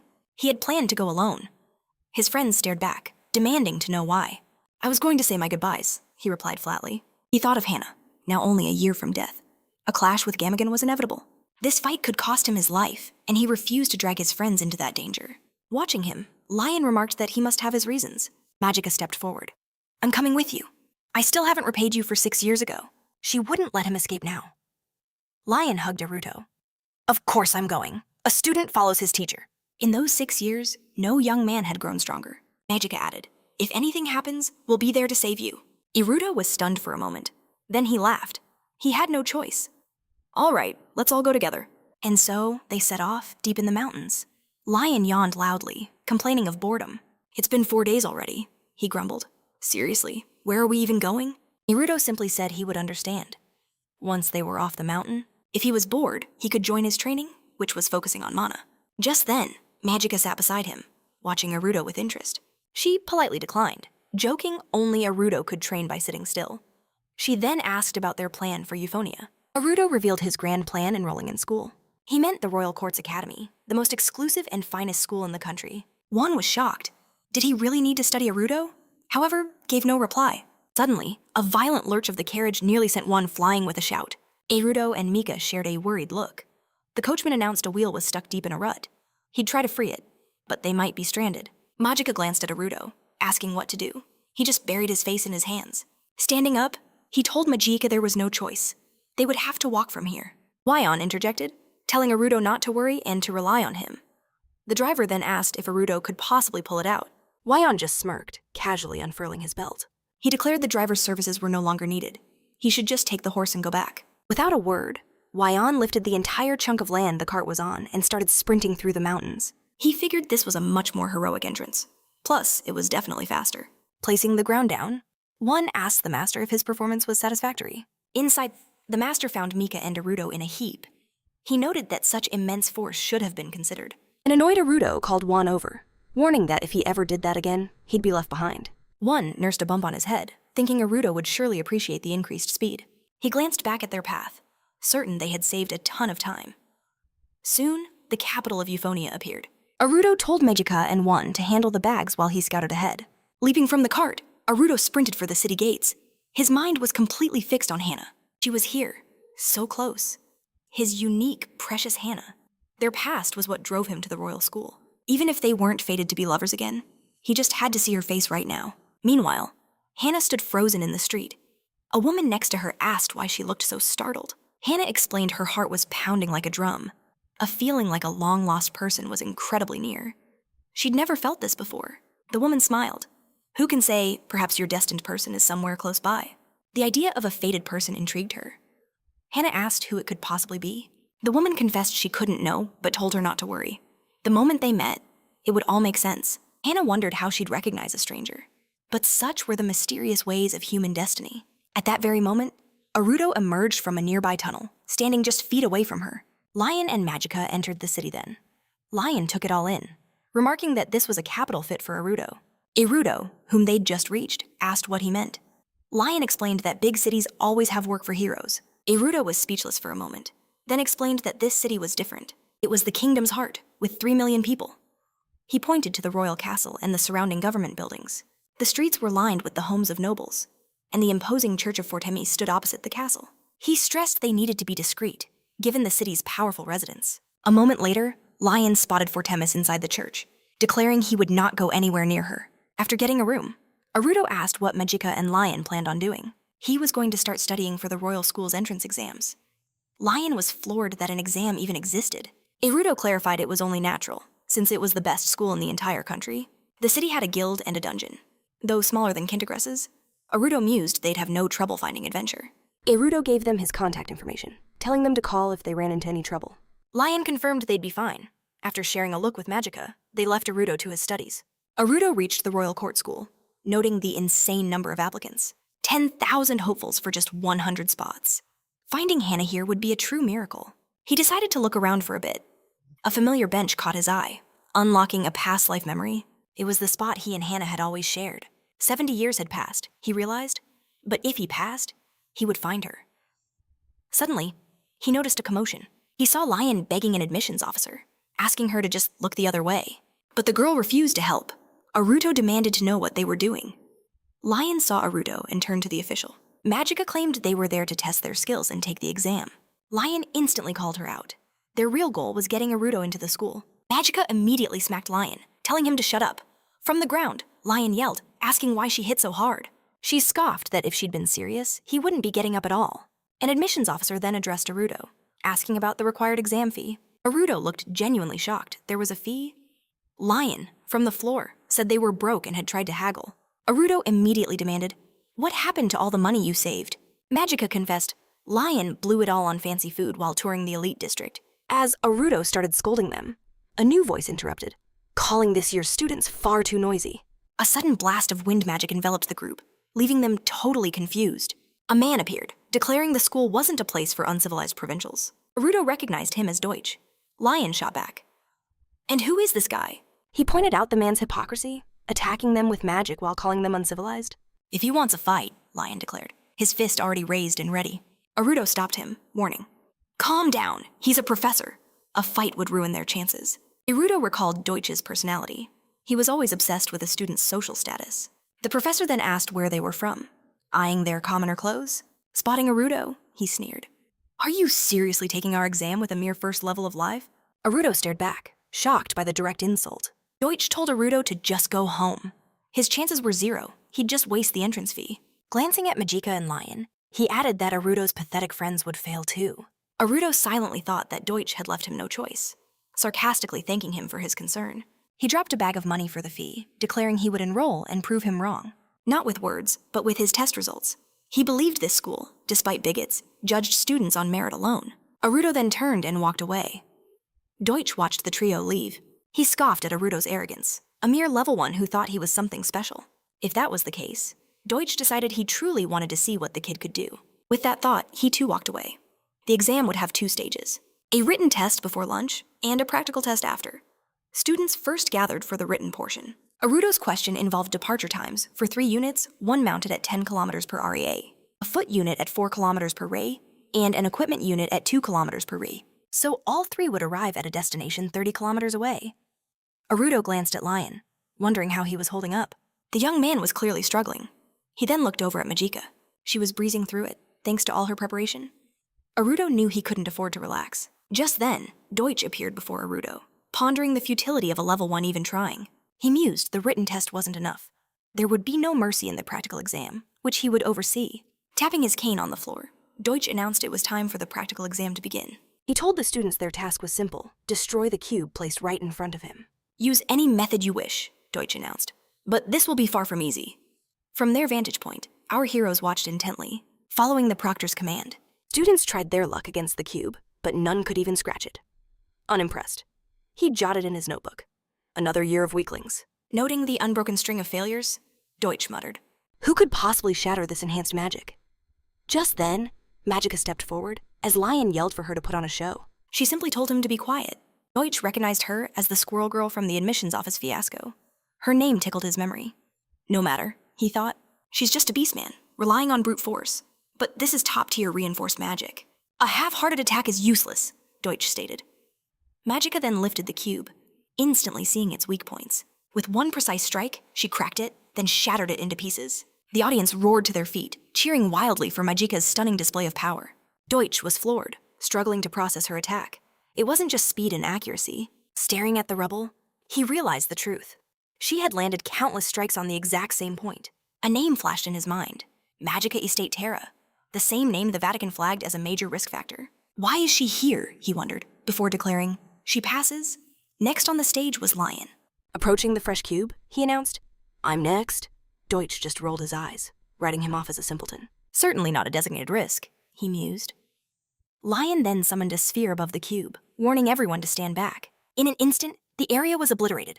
Shielding his eyes, Deutsch couldn't comprehend the scene. Amidst the million shattered fragments, Lion casually asked, was that good enough? Deutsch stared, completely dumbfounded. In all his years, he had never seen the cube so utterly annihilated. Bristling with a mix of anger and shock, Deutsch forced out, the boy passes. Lion leaned in to confirm, adding he was glad the teacher wasn't hurt in the blast. Looking totally drained, Deutsch announced the next candidate, his face screaming for a vacation. Suddenly, the testing grounds repaired themselves. Deutsch was bewildered. How did these rookies, including a Vatican target, destroy the entire site? We've never seen results like this, Deutsch exclaimed to the other professors, reporting the insane outcome. The admissions committee voiced their concerns about the applicants. Are we absolutely certain about enrolling them? One asked. Another noted their 4th level abilities. If they join the Euphonia army, they'll bring glory to this school. But their attitude problems are obvious, a different voice argued. All eyes turned to Deutsch, awaiting his verdict. He admitted their faults, but countered, we don't get 4th standard students every day. The professors agreed that under Deutsch's watch, they could become excellent students. Given Deutsch's firm stance, they consented to accept the new students. Reviewing the list, Deutsch saw one more problem, Aruto, a dropout with a measly 1st standard level. By regulation, an automatic failure. A grim feeling washed over Deutsch. If Aruto passed, the school's reputation would be ruined. Deutsch secretly cast an Elo spell on the cube. He vowed to fail Aruto at all costs, placing the new cube on stage for all to see. He announced the exams would resume, silently swearing no 1st level nobody would pass on his watch. This cube was enchanted to absorb impacts, getting stronger with every single blow it took. Deutsch was sure that even a master of powerful magic would struggle to destroy this one. He signaled for the next trial. But the student who walked up wasn't Aruto, and Deutsch cursed internally. He was certain Aruto was next. There had been 3 students just before. This young man wasn't with that group. Skeptical, Deutsch simply instructed him to begin. The student launched a pathetic attack. Watching, Deutsch wondered, are all students this bad now? This kid has 0 mana control. Why was I worried about Aruto when this one is so much worse? Just as Deutsch declared the student had failed, the cube began to glow and transform. Deutsch stared as energy erupted from the cube, followed by a torrent of red mana. He staggered back, completely overwhelmed by the chaos. Below, everyone watched, utterly confused by the spectacle. Murmurs about the previous student's skill faded as the current crisis became far more critical. The mana was rampaging. Aruto descended from the stands, ordering an evacuation. He would stop this himself. As Aruto moved, a powerful whirlwind formed before him. He knew this wasn't just a simple outburst. Something far more sinister was happening. Aruto saw Deutsch straining against the pressure, his protective magic on the verge of shattering. If Aruto made one wrong move, this would spiral into a full-blown catastrophe. Deutsch tried to help the student, but his own magic was completely gone. If this chaos continued, people would get hurt, trapped in the whirlwind. Deutsch's magic shield began to crack and falter. He couldn't hold it. Then, Aruto unleashed his unique power, instantly calming the violent storm. Deutsch could only watch, completely astonished. Aruto approached, asking if they were all right. Deutsch stammered. How did you? I did what you said, Aruto replied. Deploy shields and ensure safety. I said I would handle the rest, he informed Deutsch. Deutsch scoffed. Don't be absurd. I was perfectly capable of handling that. Aruto just met his gaze. The teacher warned that the cube was now a ticking time bomb. The slightest touch could trigger an explosion. Aruto reached toward the cube, channeling his power to stop the reaction. Deutsch watched, his mind racing. Did he just neutralize all that mana? Though injured, Aruto focused, stabilizing the cube's energy and taking it into his hands. It seems Alos was sealed in this, he remarked. Aruto explained that because this school only takes powerful mages, the teachers likely didn't know this spell activates with weak magic. It possesses a strange effect that makes it incredibly feeble. Deutsch finally stared at Aruto and asked, just who are you? The teacher mused that Aruto was, as he suspected, a commoner with the 1st standard of living. He realized then that even someone humble could achieve greatness through hard work. At that moment, the cube, fully drained, shattered to dust. Deutsch declared loudly that Arudo had passed the exam. Soon, congratulations were shared among all the new students. Later, at a shop, it was time to try on their new academy uniforms. The seller congratulated them on passing. In their new attire, Arudo and his friends looked surprisingly sharp. Lion, adjusting his new clothes, mumbled he'd never worn anything so fancy before. Arudo commented that the new outfit suited him, especially Lion. When Lion didn't react, he finally turned and asked for clarification. Just then, Majika came over, asking if they had anything more comfortable. She was stuck in a skirt uniform, complaining it would hinder her movement and that her feet were freezing. Seeing her, the guys immediately gushed about how great she looked, like a true aristocrat. Lion smirked at Majika, quipping a proverb, "Even a stump looks good in a headdress. Whack Majika." Hit him on the head, retorting that no one gave him permission to speak. With that, they chose their uniforms. The seller then asked if they had any problems with the measurements. The group said everything was perfect. Handing them a form, the seller noted it would take 2 weeks and cost 10 gold each. At the mention of the price, the entire group froze. They actually had to pay for these, noticing their shocked faces. Arudo turned to them and asked what was wrong. Lion shot back that 10 gold coins could feed someone for half a year, and this was just for clothes. Arudo realized his new companions were also broke. He sighed and said he'd pay for them, seeing no other way. Majika immediately refused, stating that Arudo had already paid their exam fee. The group then asked the seller if they could pay upon pickup, and he happily confirmed that arrangement was fine. Then, they practically dragged Arudo out of the shop, deciding to head to the guild to find some high-paying jobs. A bewildered Arudo asked if he was seriously being dragged into this as well. Lion just grinned, explaining that as their mentor. Arudo couldn't abandon his students in need. And so, they arrived at the guild, scanning the quest board for their next big score. Goblin slaying for 12 copper, a sewer rat for 20 silver. Lion sighed. These quests are a total joke. At this pace, we'll never see 10 gold coins in 2 weeks, despite the jobs on the way to the capital. But then, Lion's eyes locked onto a quest with a 30 gold reward. Arudo saw his look, questioning the massive payout for such a task. Lion read the details: subdue a fire dragon. Arudo instantly shut it down. Absolutely not. Confused, they pressed him. Arudo explained dragons were living legends, survivors from a divine war 150 years ago. He warned that a single one could cause a disaster that would wipe a nation off the map. Hearing this, Majika wondered if such world-ending monsters were even real. Arudo confirmed they were rare, but very real. He knew firsthand, having once battled a dragon, and even at level 99, his only choice was to run for his life. Lion asked if the risk was that huge. If so, he said, 30 gold is an insultingly low price. The pay doesn't match the danger. In my guild days, I'd price this at 1,000 gold, minimum. Arudo knew he was right. Majika then wondered if the request was just fake news. Lion, holding the request, shook his head, saying if it were fake, the committee would have already torn it down. They're incredibly strict about false info here. For Arudo, this was a chance to change fate. He sensed something more to this quest. Intrigued, Arudo announced they should take the job. Lion nodded, saying he'd handle all the prep. Arudo stressed that a dragon encounter was incredibly rare, so they had to be ready. But they weren't alone. Someone was listening from the shadows. A week later, the team was back to monster hunting. Majika, sitting atop a dead boar, grumbled in frustration. All this searching and we've only found small fry? Maybe the quest was a lie. Lion scanned the area, disagreeing. As dusk fell, Arudo suggested they make camp for the night. With their camp ready and a fire crackling, the friends began their meal. Lion praised the food, saying that eating together was the highlight. Meanwhile, Arudo studied a piece of slime. He calculated that their loot would be just enough to cover their new uniforms. It was a shame about the dragon, he said, but they should head back to Euphonia tomorrow.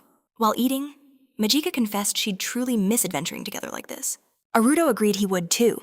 Then he revealed he had a special gift prepared for them tonight. Naturally, his companions asked what it could be. Arudo presented pendants he'd forged himself, pouring his power into them, holding hers. Majika felt a gentle yet immense energy within it. Arudo reflected on a time when he was sure he would always be alone. But here they were, sharing a campfire. He never imagined his future could be so warm. These pendants were his way of showing his gratitude. Smiling, Arudo thanked his friends before they all fell asleep. Suddenly, Arudo's eyes shot open. The stifling heat made it impossible to sleep. Soon, everyone else awoke from the intense heat. Outside the tent, the entire forest was ablaze. Could it be? Just then, a titanic roar shook the heavens as a dragon descended. Staring at the beast, they knew it was real. The guild assignment had been true all along. The dragon was wreathed in fire, a clear signal to flee. But Lion, ever the opportunist, asked about the gems. His friends grabbed him, yelling at him to just run for it. Flames instantly erupted where Lion had just stood. His pants were literally smoking from the close call. They were cornered, surrounded by a wall of fire. Magica cried out that there was no way out. It was clear now their only chance was to defeat this dragon. Arudo recalled the dragons from his past life. They were intelligent and could even speak. This one was silent and smaller, which meant it was a far deadlier type. Arudo braced himself for battle. Fear wasn't an option if he was going to save Hannah. He immediately unleashed a water cut, targeting the fire dragon's natural weakness. Instantly, the dragon threw up a magical shield, a surprise move that stunned Arudo. He knew Magica couldn't pierce that, but she leaped forward, ready to help. Lion backed her up, and they attacked together. But Magica's strike revealed its insane physical power. She realized their attacks weren't even scratching it. Arudo remembered his past life. Every dragon has a weak spot. He yelled for Magica to create a diversion. He'd land the final blow. Magica tried to taunt the dragon, but her attempts were useless. Dodging a blast of the dragon's fire, Lion yelped in confusion.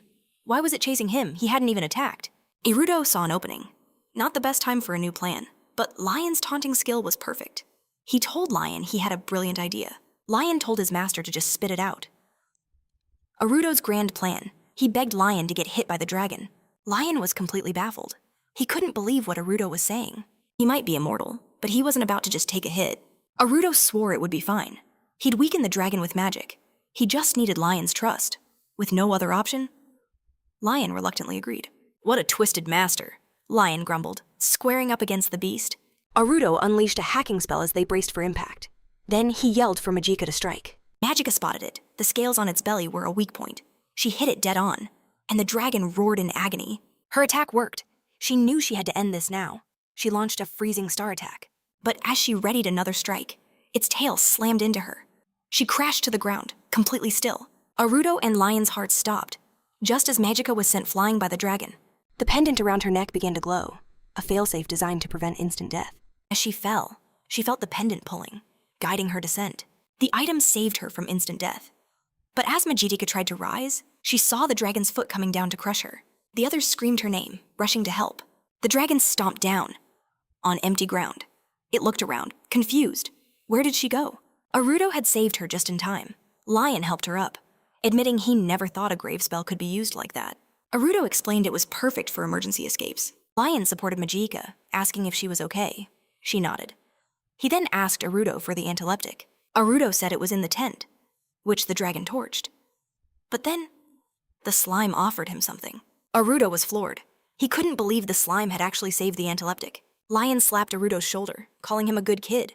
They quickly gave Magica the antileptic. She recovered instantly, apologizing for being reckless. She knew that without Arudo's pendant, she would have died. But now, she was ready to show that dragon her true power. They told her not to rush. Arudo and Lion would handle it, so she should hide with them. But Magica faced Arudo, insisting she could still fight. She argued Lion alone was too much for Arudo to handle. And who would finish it? Lion just stared at her blankly. Arudo, however, agreed with her. It was time for a strategy meeting. As they plotted, the dragon stalked the area, hunting for them. A moment later, Lion revealed himself. Looking for me, you big blockhead, he taunted.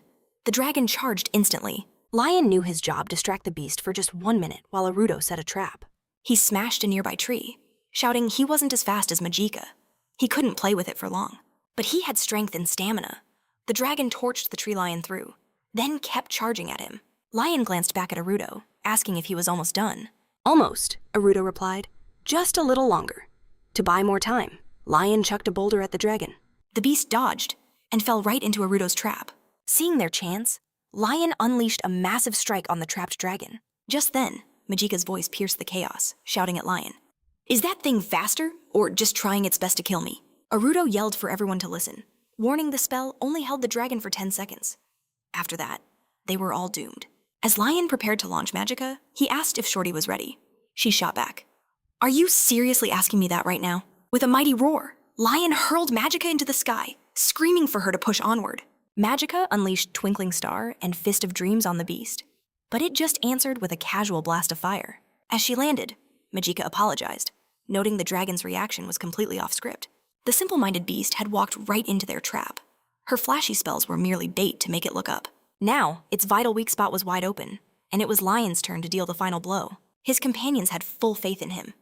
Wielding the Sword of Courage, Lion charged, slicing the dragon's head clean off. In that glorious moment, the beast collapsed, and the whole party erupted in cheers. They celebrated their flawless, coordinated victory? Lion eagerly turned to Aruto, asking if he could finally call himself a dragon slayer. Aruto agreed, praising his flawless strike. Lion, glowing with pride, shouted, "I finally got it! That sounds so awesome!"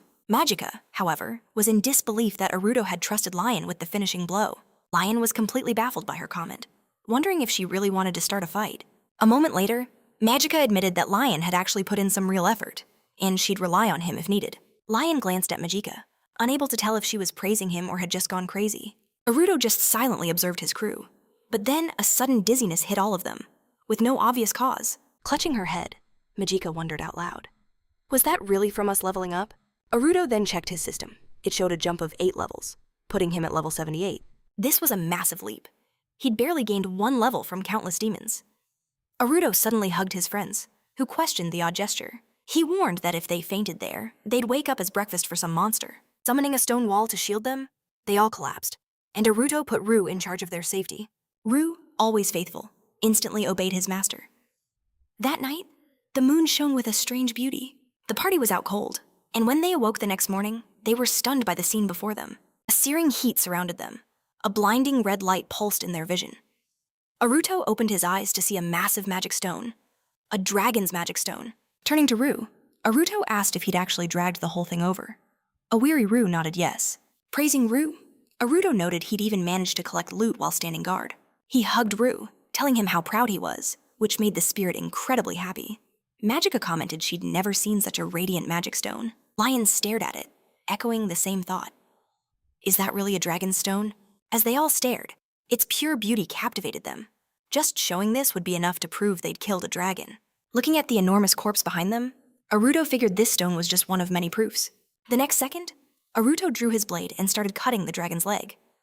A baffled Lion asked what in the world he was doing. Aruto said they weren't about to leave all this treasure here. Take its scales, for instance. Sewn into clothing, they create armor that can even deflect iron swords. Its claws could be forged into razor-sharp blades that slice through steel. Even a cloak from its hide supposedly protects against magic.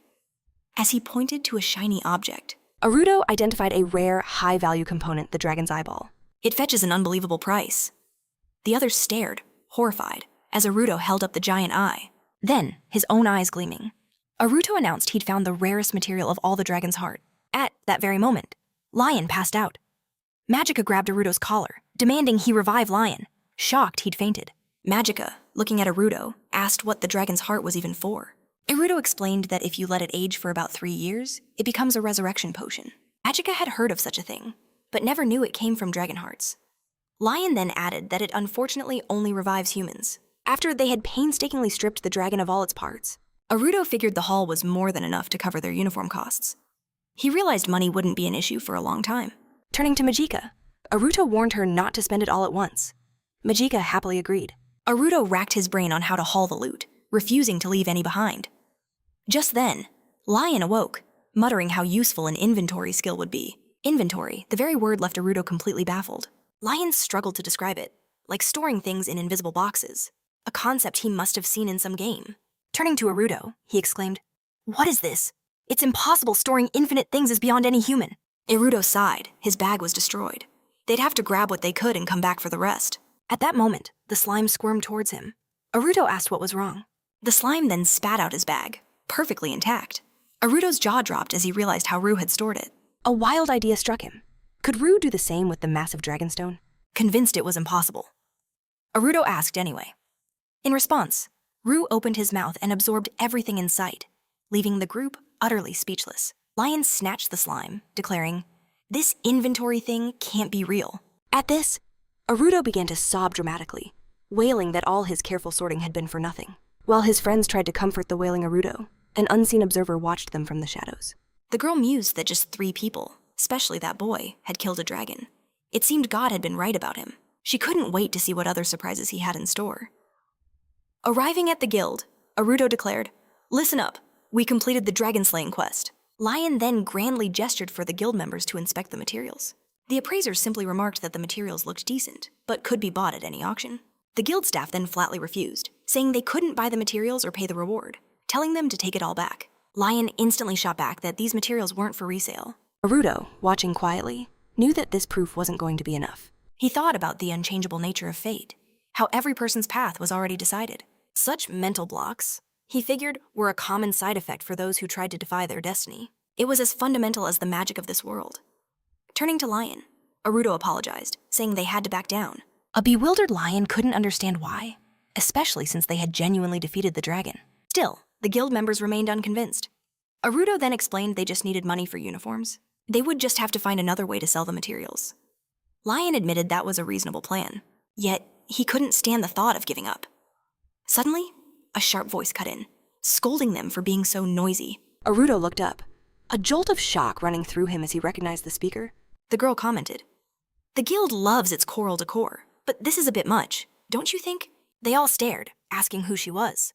She introduced herself as Citri Justice, the future head of the Duchy of Justice. Lion muttered that he didn't understand what the stranger was saying, but he firmly told her not to meddle in their affairs. The girl smirked, retorting that he asked for her name, and she simply gave it. Then she asked, "Just what kind of barbarian adventurers are you?" Lion visibly fumed, demanding she explain her last remark. Aruto quickly intervened, urging him to cool it. Aruto studied the girl, her name echoing in his mind. He knew her as an official from the Council of True and False, one of Euphonia's 12 generals. What on earth is she doing in a place like this? Aruto wondered. Examining the items, the girl picked one up, identifying it as fresh spinal fluid. This proves the material was harvested only days ago, confirming it's not a resale. And you even asked them to buy it, she stated. At Citri's insistence, the guild finally agreed. Next, the girl approached Aruto, leaning in close to express her shock that he was a dragon slayer at his age. "I can't wait to see what else you have planned for the future," she added. Aruto could only stare back, sweating bullets. As they left, a thrilled Lion clutched 150 gold coins, shouting that he'd never seen so much money. Magica quickly reminded him they couldn't just waste it. Aruto walked behind them, wondering why Citri had singled him out. Had she somehow figured out his plan? He had spent over 10 years carefully plotting Hannah's rescue. His current lodging was crucial to his entire operation. If he'd known this would happen, should he have changed his strategy? He decided against it. He realized that changing the plan now would be nothing but a reckless bluff. With no other choice, he had to trust the plan. Everything's fine, Aruto convinced himself again. Meanwhile, Citri easily dominated her sparring partner in the courtyard. A footman approached, telling her to stop. She had won, but seemed unusually energetic. "News from the city?" he asked. She replied that she'd found her little man, and that God's words were indeed absolute. Requesting a dragon subjugation was the right move. The state wants them gone, no matter the price. Though for a single person to succeed is virtually impossible. The odds are astronomically low. But if someone shatters fate and actually kills a dragon, that little man is the omen of disaster. She wasn't entirely certain, but she couldn't just ignore him. When their eyes met, she saw that flicker of fighting spirit, just like Aruto's. She mused. Citri believed that without his righteous path, he could never show that kind of spirit. Moments later, she easily parried a blow. "Watch closely, Lord Formus." She planned to expose Aruto's true nature. Under a bright sun, Aruto, Magica, and Lion arrived to check the new class placements. Lion frantically found his name, Class C. Seeing the scores posted, he wondered why placements weren't based on merit.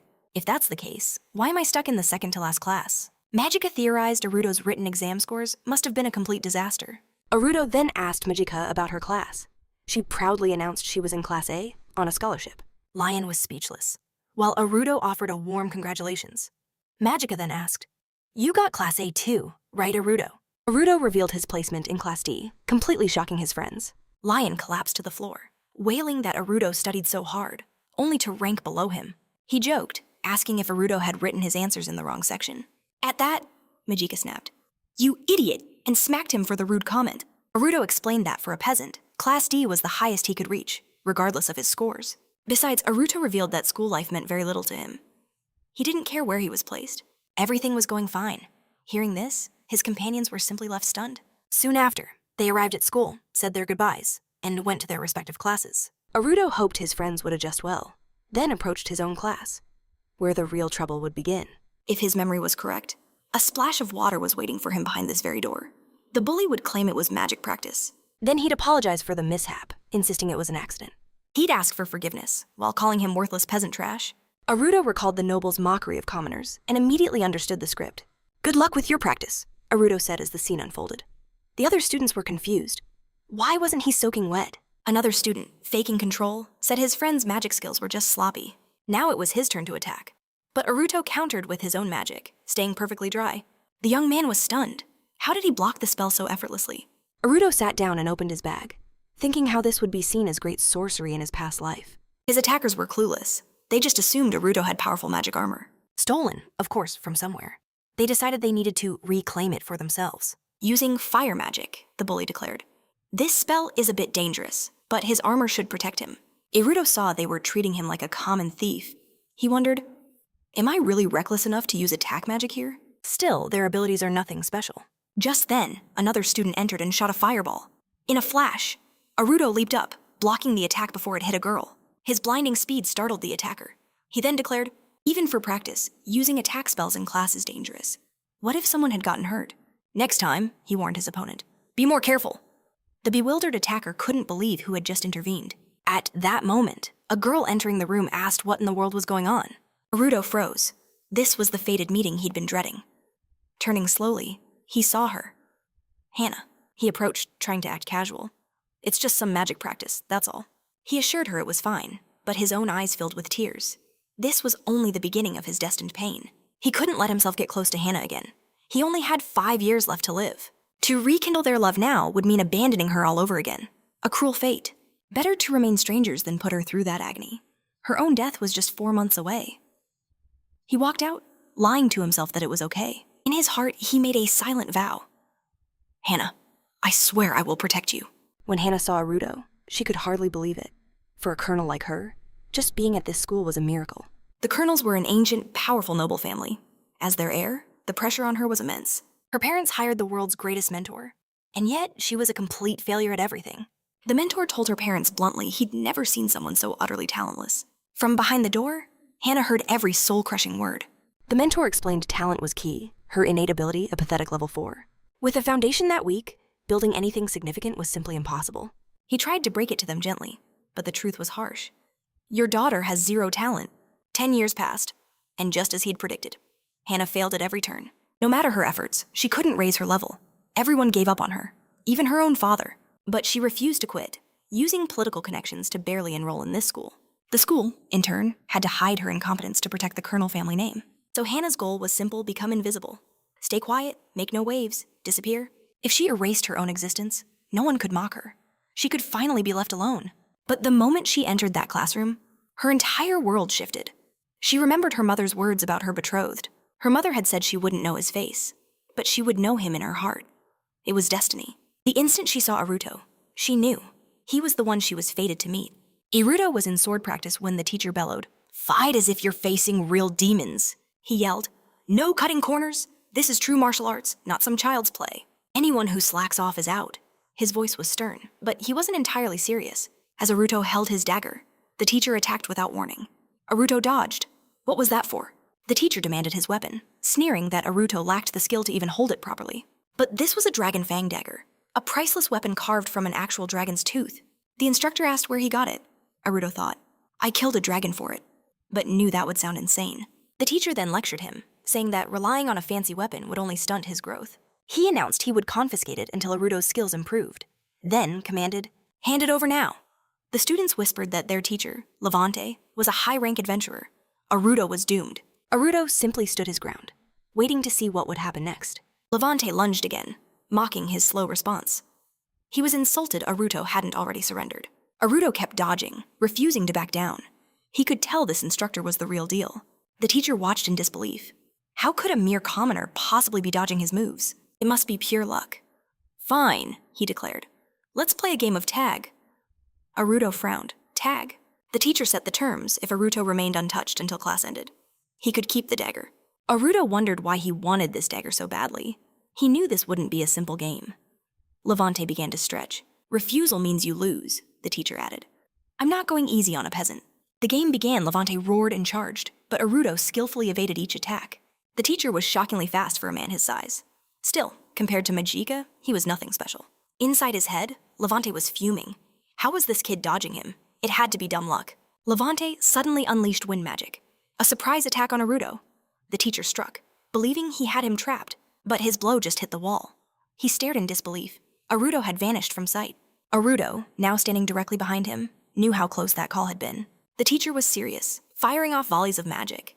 The crowd cheered him on, telling him to keep up the pressure. Hannah, though, was quiet. Her eyes were fixed on Arudo, waiting for his counter. Dodging another blast. Arudo wondered if this teacher was truly that desperate. Cornered, Arudo reluctantly used his distance reduction skill. In a flash, he blinked from his spot to a tree. He mused that he'd only just mastered this ability, letting him cover short distances in an instant. Levante's frustration grew. He couldn't understand Arudo's evasiveness. At this rate, he would surely lose. Just then, Arudo landed perfectly on a tree branch. The teacher challenged him, asking if he thought he'd escaped, then pointed to Arudo's torn hem. Was he that fast? Arudo hadn't even felt his clothes rip. Victory is mine! Seeing the tear, Arudo knew Levante had been watching his every single move, and yet Teacher Levante definitely hadn't laid a finger on him. He figured it out. This is the wind, the magic of the wind. Levante knew Arudo wasn't one to make false claims. Still, another student claimed he saw the teacher touch Arudo. A second one quickly agreed. Hannah, nearby, knew they were lying. The eye couldn't track that speed. Arudo realized his position was bad. This wasn't about skill. Levante held out his hand, demanding the promised dragon's fang. Then someone shouted for everyone to wait, stating the teacher had not touched Arudo. It was Magica, declaring she had watched the match closely. Arudo came down, asking what she was doing there. Magica said she was just passing by, then got to the point. Is this man really qualified to be a teacher? She asked, staring at Levante. He looked at the girl, recognizing a huge risk factor. Magica was a state-level threat. Fearing the trouble, he conceded, he had to agree. Levante, acknowledging her superior vision, faced Arudo. He warned that if Arudo lost now, things would get complicated. With a strained smile, Levante suggested they start the match over. He then unleashed a wind cutter, declaring it proof of his A-level rank. He explained it was an advanced skill, infusing magic into his hands to make them weapons, and dared Arudo to try and dodge it. In the next moment, Levante attacked, sure of his trap. This magic increased his range and launched wind blades. To Levante, Arudo was just a student. If he died, it would be a simple training accident. He sent his attack forward, intending to kill Arudo. Arudo focused, feeling the razor-sharp edge of the wind blades approaching him. He vowed not to take a single hit from such a powerful spell. Arudo expertly dodged every single blade. The teacher was in shock, thinking it impossible for a first-level weakling. But a nagging doubt lingered. Could someone truly defy their rank like this? He reasoned, it must be a fluke. Maybe he was just having an off day. Levante tried to calm himself down. Still plagued by doubt, Levante pulled out his sword. As a teacher of this academy, he couldn't accept losing to Arudo. He charged right at him, blade first. Arudo was shocked Levante drew a real sword. This was now a desperate fight. The class was nearly over. If he could evade this one last attack, the win was his. But then, students questioned how he dodged the attacks. Thinking he had a trick, they jeered at him to fight fairly like a man and then grabbed Arudo by his legs. They yelled at him to attack Levante while they held him down. Caught completely off guard, Arudo stood helpless as Levante rushed in. The other students laughed, but Hannah had a chilling thought. Is the teacher seriously going to kill him? Levante sneered. Thinking he could snuff out a first-level nobody, he absolutely refused to lose to someone like Arudo. Levante's killing blow came down. A silent order for Arudo to die? With only seconds left in class. Arudo used a hacking skill. The teacher's sword flew from his hand, leaving him stunned. He had no idea how it moved on its own. Arudo then used his teleport skill, reappearing elsewhere, with the two students still clinging to his legs. With his skills unleashed, Arudo dominated. The teacher was utterly defeated. You're unfit to teach, Arudo declared, dropping the ball beside the fallen instructor. The final seconds vanished. The students, still gripping his leg, stared in disbelief. Class is over, he said. Let go. In a daze, the student slowly released his feet. After class, the buzz was all about Levante, praising his cool moves they could never hope to copy. They dreamed of being that incredible. Meanwhile, Arudo walked alone, unnoticed. It's like this world's magic makes me invisible, he thought. Just then, Magica smacked him from behind. He was baffled as she called him careless for getting ambushed so easily. His punishment after school training with her? Arudo sighed, his blacksmithing plans ruined. He insisted he hadn't lost a dagger. But Magica wasn't having any of his excuses. Watching from afar was Hannah. As sunset painted the sky, she began to train alone. But her thoughts kept drifting back to Arudo. Why did no one see how amazing he was? The teacher had skills, sure, but wasn't it obvious Arudo was on another level? He even closed his eyes, and he did it all as a mere level 1. It made no sense. As a level 4, Hannah felt hopeless. She could never do that. She shook the negative thoughts away. But talent isn't everything. Arudo must have trained like an absolute madman. Clutching her sword, she resolved to work harder. She could achieve something, too. The next instant, her sword clattered to the floor as pain shot through her hands. Bruises covered her palms and tears welled, but she would become stronger for herself. Suddenly, Arudo entered the hall. He apologized immediately, saying he hadn't seen the sign and thought the hall was empty. Wait, Hannah called out, asking if they could speak for a moment. Arudo pretended not to hear, staring at the door, but she pressed on, introducing herself as Hannah Colonel. She spoke of his incredible skill, how no ordinary student could ever evade their teacher like that. She had to ask, how did he become so powerful? Arudo stood frozen, his mind screaming. 5 years left. Getting close now would only hurt her later. Without even turning to look at her, he gave his answer. Hard training, was all he said. Then she grabbed his hand, and they both froze in embarrassment. Hannah snatched her hand back, turning away while apologizing for being so forward. She regretted her impulsive move, but Arudo smiled slightly. She hadn't changed at all. Her voice pulled him from his thoughts. She asked if it wasn't a bother. Would he train with her? She explained how her relentless efforts had led to nothing. Even with the best instructors, she was only falling further and further behind. But looking at him, she felt that with his help, things would change. She apologized for being so abrupt. As she spoke, he noticed her hands, covered in wounds. A sharp pang of guilt struck him. This chance to connect was slipping through his fingers. He had no idea what to do. But faced with her earnest plea, from the person he cherished in a past life, he couldn't refuse. If that's what you truly want, he said, I'll lend you all of my strength. Beaming, Hannah extended her hand to thank him. They shook, and she promised to give it her all. Arudo smiled. Good. Let's both do our best. We heard everything, a voice suddenly boomed. A startled Hannah looked up. Lion stood there, declaring, a friend's friend is a friend. 2. It was Operation 100 Friends. He then thrust his hand toward Hannah with a booming, friendly greeting. I'm Lion, he announced. A flustered Hannah agreed he could call her by her first name. Arudo grumbled. What are you talking about? We're not friends. Lion looked devastated, forcing Arudo to calm him down. Magica then introduced herself with a grand title. Magica Estate Terror. Just call her Magica. They shook hands. The long name made Hannah wonder. Are you from a royal family? Magica affirmed she was from a former royal house. The squirrel family had lost its influence. Their royal bloodline wasn't as strong as it once was. Lion and Arudo listened with great interest. Lion suddenly interrupted, demanding to know. Why didn't you mention you were royalty? Magica stated the obvious with a deadpan look. Because I never told you. Lion completely lost it. If she was actual royalty, then his own rare heroic talent was nothing. He stared at Magica. I just thought she was shy. How can this tiny creature be royalty? True to form, their bickering began. As Arudo and Hannah watched from the side, Hannah asked if they should stop them. Arudo just smiled, assuring her Lion was strong. He would be perfectly fine. He once struggled with a single demon. Now he had the power to face Magica. Arudo knew Hannah would also succeed. She was destined to become stronger. A few days later, near Euphonia, the team entered the forest to train. Arudo introduced Hannah and Slime. Together, they would face challenges as a single unit. Arudo would occasionally check in on Hannah. Are you doing all right? She always confirmed she was. Magica then asked about Hannah's level. The girl said she was level 4, with no talent. Her skills were all stuck at level 1. Hearing this, Magica and Lion just stared. They had to ask if she was kidding. How could a person have no natural talent? Lion cried out as tears welled up. Hannah apologized as Arudo told him to watch his words. But Lion suddenly declared it was a great thing. Everyone stared in utter shock. He explained that talent only helps develop skills. It doesn't decide your one and only path. Skills aren't tied to one lifestyle. Lacking a gift means you create your own way. Isn't that wonderful? He asked. An idea sparked in Arudo's mind. Lion is right. Hannah had never heard such a take on having no talent. Arudo praised the brilliant idea. He couldn't believe it came from Lion of all people. Magica confessed she'd always believed Lion was an idiot. Everyone stared, making Lion ask why their opinion of him was so low. They found a lake, deciding it was a good training spot. Hannah asked if they'd just practice on trees. Arudo corrected her. This training would be a real-world simulation. From this moment on, Hannah would fight real monsters. The news left Hannah stunned. There's no way I can do that. She couldn't just start killing monsters suddenly. My level is 1, remember? She pleaded with Arudo. All 3 of them just stared at her. She insisted she couldn't win without any experience. Arudo pulled something from his bag. It's all right, he said calmly. I won't let anyone hurt you. Just then, goblins appeared from the woods. Lion protested that Arudo was being far too harsh.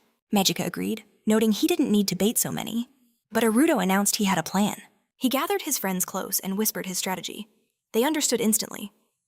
A plan worthy of a master, Lion declared. Both Mejika and Lion were fired up for the fight.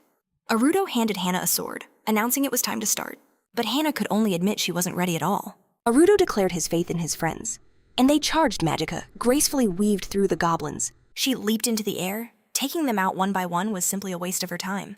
So she unleashed a wide area attack. Her power was more than enough for these weaklings. This was always Majika's style. At the same time, Arudo used a glowing stone, joining the assault on the goblin horde. Hana could only watch her friends in awe. Suddenly, a goblin shot out from the bushes. She realized she was completely defenseless, but Arudo was there in a flash to shield her. He was determined to keep her safe.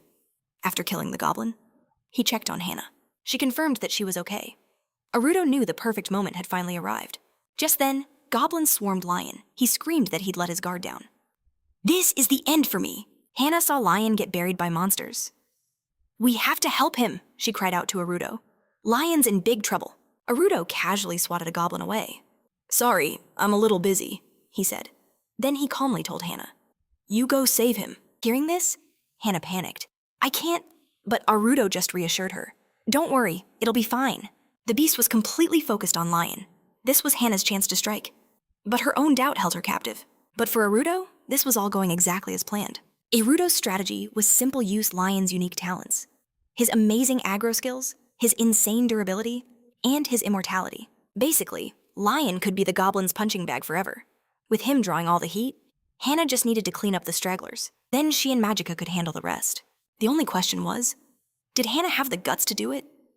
Her hands trembled around her sword, sheer terror freezing her in place. But if she didn't fight, who would? Forcing herself to remember her training, she lunged, striking a goblin from behind. Tears streamed down her face. Majika noted the wound wasn't fatal, but the blow to Hana's spirit was far worse. Aruto watched her, seeing the terror in her eyes. She'd seen her friend attacked before, and now, frozen by the same fear, she cursed her own weakness. Just then, Aruto's voice cut through the chaos. "You can do this, Hana." His absolute confidence sparked something in her. Her grip tightened. A new resolve formed. She had to get stronger. With Aruto by her side, she felt she could find the courage to do anything. Hana charged, swinging with newfound power. Her inner voice screamed, "No more self-pity." She pushed forward, desperate to grow stronger. An arrow flew towards her back. But Majika was faster. Majika glared at the goblin. "Don't interfere," she hissed, sending the arrow right back at him. Hana tore into the goblins again. After felling one, then another, a wave of confidence washed over her. She was finally getting stronger. But then, she stumbled, nearly passing out. Arudo caught her, his voice full of concern. "Are you all right?" She apologized, explaining she just felt a little dizzy. Arudo just smiled. "It's because you leveled up." Hana's heart soared. It was real. She had actually leveled up. Tears of joy streamed down her face as she cried on Arudo's shoulder. For 15 years, she'd waited for this. But their touching moment was interrupted by a grumble from below. How long do I have to be a goblin mattress over here?" Arudo blinked. "Oops, I totally forgot about Lion." Hana just wondered how he could be so calm about it. Lion, bleeding under a pile of monsters, just scoffed. "I'm pretty tough. These guys can't hurt me." Arudo then admitted it was all a plan, a test to build her courage. Hearing that, it all clicked into place for Hana. Hana let go of Arudo, who suggested they rest until she felt better. But Hana shook her head. "I'm fine. Let's keep going." Arudo smiled warmly and agreed. First, he called his slime, Ru, to fetch his sword. Then, Arudo offered that very blade to Hana. It was a sword made from dragonbone. Arudo explained he'd used his blacksmithing skill to craft this dragonbone sword just for her. Hana took the blade in her hands. It was absolutely beautiful. Just then, more goblins charged from behind. She drew the new sword and attacked. After wiping them out, she stared at the weapon in awe. How could a simple flick of her wrist unleash such incredible power? "I can't possibly use a sword this amazing." Arudo gestured to the blade. "A weapon can teach its wielder," he explained. "This sword was made to make you stronger." He was sure she could become stronger now. All she had to do was believe in herself. Hana's grip on the hilt tightened. She would... Magica and Lion just smiled, watching her resolve harden. Aruto announced their new plan power-leveling Hana for a while. They'd slowly increase the difficulty, watching her progress. And just like that, Hana was back in the fight. Soon, it seemed like they'd cleared them all out. Arudo rushed over, praising her work and checking if she was hurt. He wondered what level she'd reached. After checking her status, Hana told Aruto to see for himself. Aruto looked and saw her unique talent had awakened. She was level 31, and her new talent was called Seed of a Hero, stunned by the Seed of a Hero talent. Aruto turned to Lion. Have you ever seen anything like this? Lion just threw the question back at him. Have you ever heard of such a talent? But Magica, standing behind them, overheard Seed of a Hero, and realized instantly Hana was the one she'd been searching for. This world was governed by 6 great gods: Largo, the god of war; Detonic, goddess of life; and Zamatis, the god of craft. There was Nis, who governs both soul and fate; and Formus, god of justice, the squirrel tribe's chief deity; and Amano Aloha, sovereign of nature. From his divine prophecy, the squirrel princess Magica was born. The vision foretold, with the hero, she shall reshape this world. Her mission: find the hero and become his right hand. After 7 years beside Aruto, she believed she'd finally found him. But Hana's power was sealed, likely by the schemes of the god Fortimus. The Formus cult, the world's largest faith, held immense unchecked influence. Even the kingdom of Euphonia was within his grasp. Cloaked in justice, Fortimus mercilessly purged any who defied him. Her world-altering gift was suppressed for one reason: it was a direct threat to Formus's absolute power. Watching Hana, Magica knew Aruto had shattered that very seal. Trusting Aruto was the correct choice. Now, they just had to awaken Hana's true potential. Just then, Aruto broke the silence, asking Magica for her thoughts. Seeing her lost in contemplation, Magica played it cool, saying nothing was wrong. The truth of Hana's gift would only weigh her down. The timing wasn't right. Just then, Hana turned, suggesting they head home as morning had come. Plus, her butler was probably having a meltdown. Hearing that, Aruto couldn't help but agree. Besides, Hana's level up was a huge success. Then she turned to Aruto, adding, I have one more favor to ask. Aruto was curious what it could be. Blushing, Hana shyly asked if they could walk to her home together. Aruto warned her she'd need a good excuse. He suddenly remembered visiting her mansion in his past life. He'd accidentally hurt her back then, making her butler furious. Yep, they definitely had to go together this time. He turned to Magica and Lion with instructions. Head to the guild first and sell these large stones. When they reached the mansion, Aruto was stunned by its beauty. He felt he could gaze upon its splendor forever. Seeing his surprise, Hana explained with pride. The first Colonel family head helped found this very kingdom. The grand doors swung open, welcoming them into the estate. Walking down a hall of portraits, Hana began her family's story. Every ancestor had been exceptional, shaping the nation's history. Aruto asked if she'd follow that path. She said yes, which made her lack of talent a crushing weight. Aruto could only listen in silence. Entering a private room, Hana asked him to wait. I won't take long, she promised. Aruto nodded, taking a seat. As Hana left, Aruto called into the silence. All right, butler, you can come out now. The butler materialized from the shadows, shocked he'd been seen. He smoothly introduced himself as Clean. Clean, head butler of House Colonel, began his interrogation of Aruto. He first confirmed Aruto's name. Aruto noted that hiding implied the butler wanted a private conversation. The butler complimented his insight, then cut right to the chase. Out of 30 other students, why approach Lady Hana? What is your true purpose here? Clean demanded to know why he singled out Hana. Aruto knew everyone saw House Colonel as untouchable nobility. Claiming it was chance was useless. The butler would never believe a commoner like him. So Aruto gave a different answer that despite her flaw, he and Lady Hana had a unique connection. We've both lived at the bottom, Aruto explained. We both know the life of an outcast. Clean met his gaze, simply stating they shared a similar plight. He acknowledged Aruto's hardship. In fact, Clean noted, Lady Hana smiles far more now. And I believe you are the reason. The butler actually thanked Aruto, pouring him tea. Then he posed one final crucial question. Clean asked, what future do you imagine having with Lady Hana? Aruto paused, the question triggering a memory. He looked up and answered honestly, I hope we can be best friends. Silence. Then, the butler's face hardened. He swept a mug from the table, declaring, That is impossible! You are nothing but a commoner! In a flash, a dagger was pressed firmly against Aruto's throat. With steel at his neck, the butler hissed that for a peasant to befriend nobility was unthinkable audacity. Never involve yourself with Lady Hana again, the butler demanded. Aruto watched the butler. The friendly mask had suddenly, unnaturally, vanished. This chilling hostility felt familiar, like when he accidentally harmed Hana before. And Klein's explosive rage followed. It felt like a hidden force was twisting his emotions, trying to trap Aruto in the tragic fate of his first life. This was Formus's magic. If Aruto stayed silent, history was doomed to repeat. He had to change his destiny.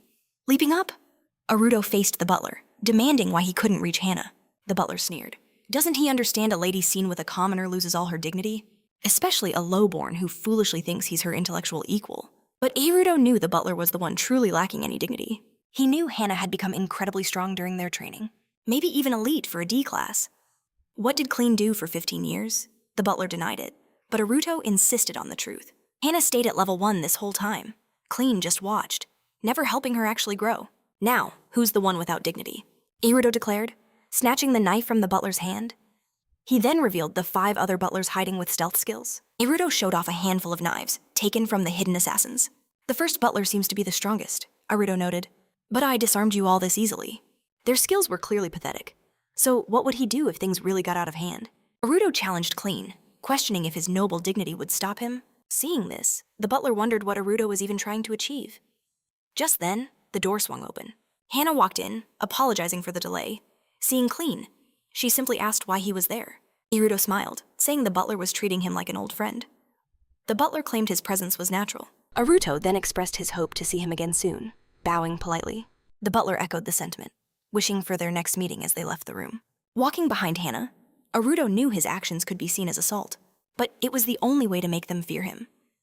In his past, Sagan had appeared and slaughtered them all. If only he and Hana had been prepared. If their defenses were stronger, things could have been different. They were the only 2 who could have survived that nightmare. Hannah turned, trying to get his attention, lost in thought. Aruto just muttered, "Apologize." As Hannah opened the door, she remarked how strange it was to see him so zoned out.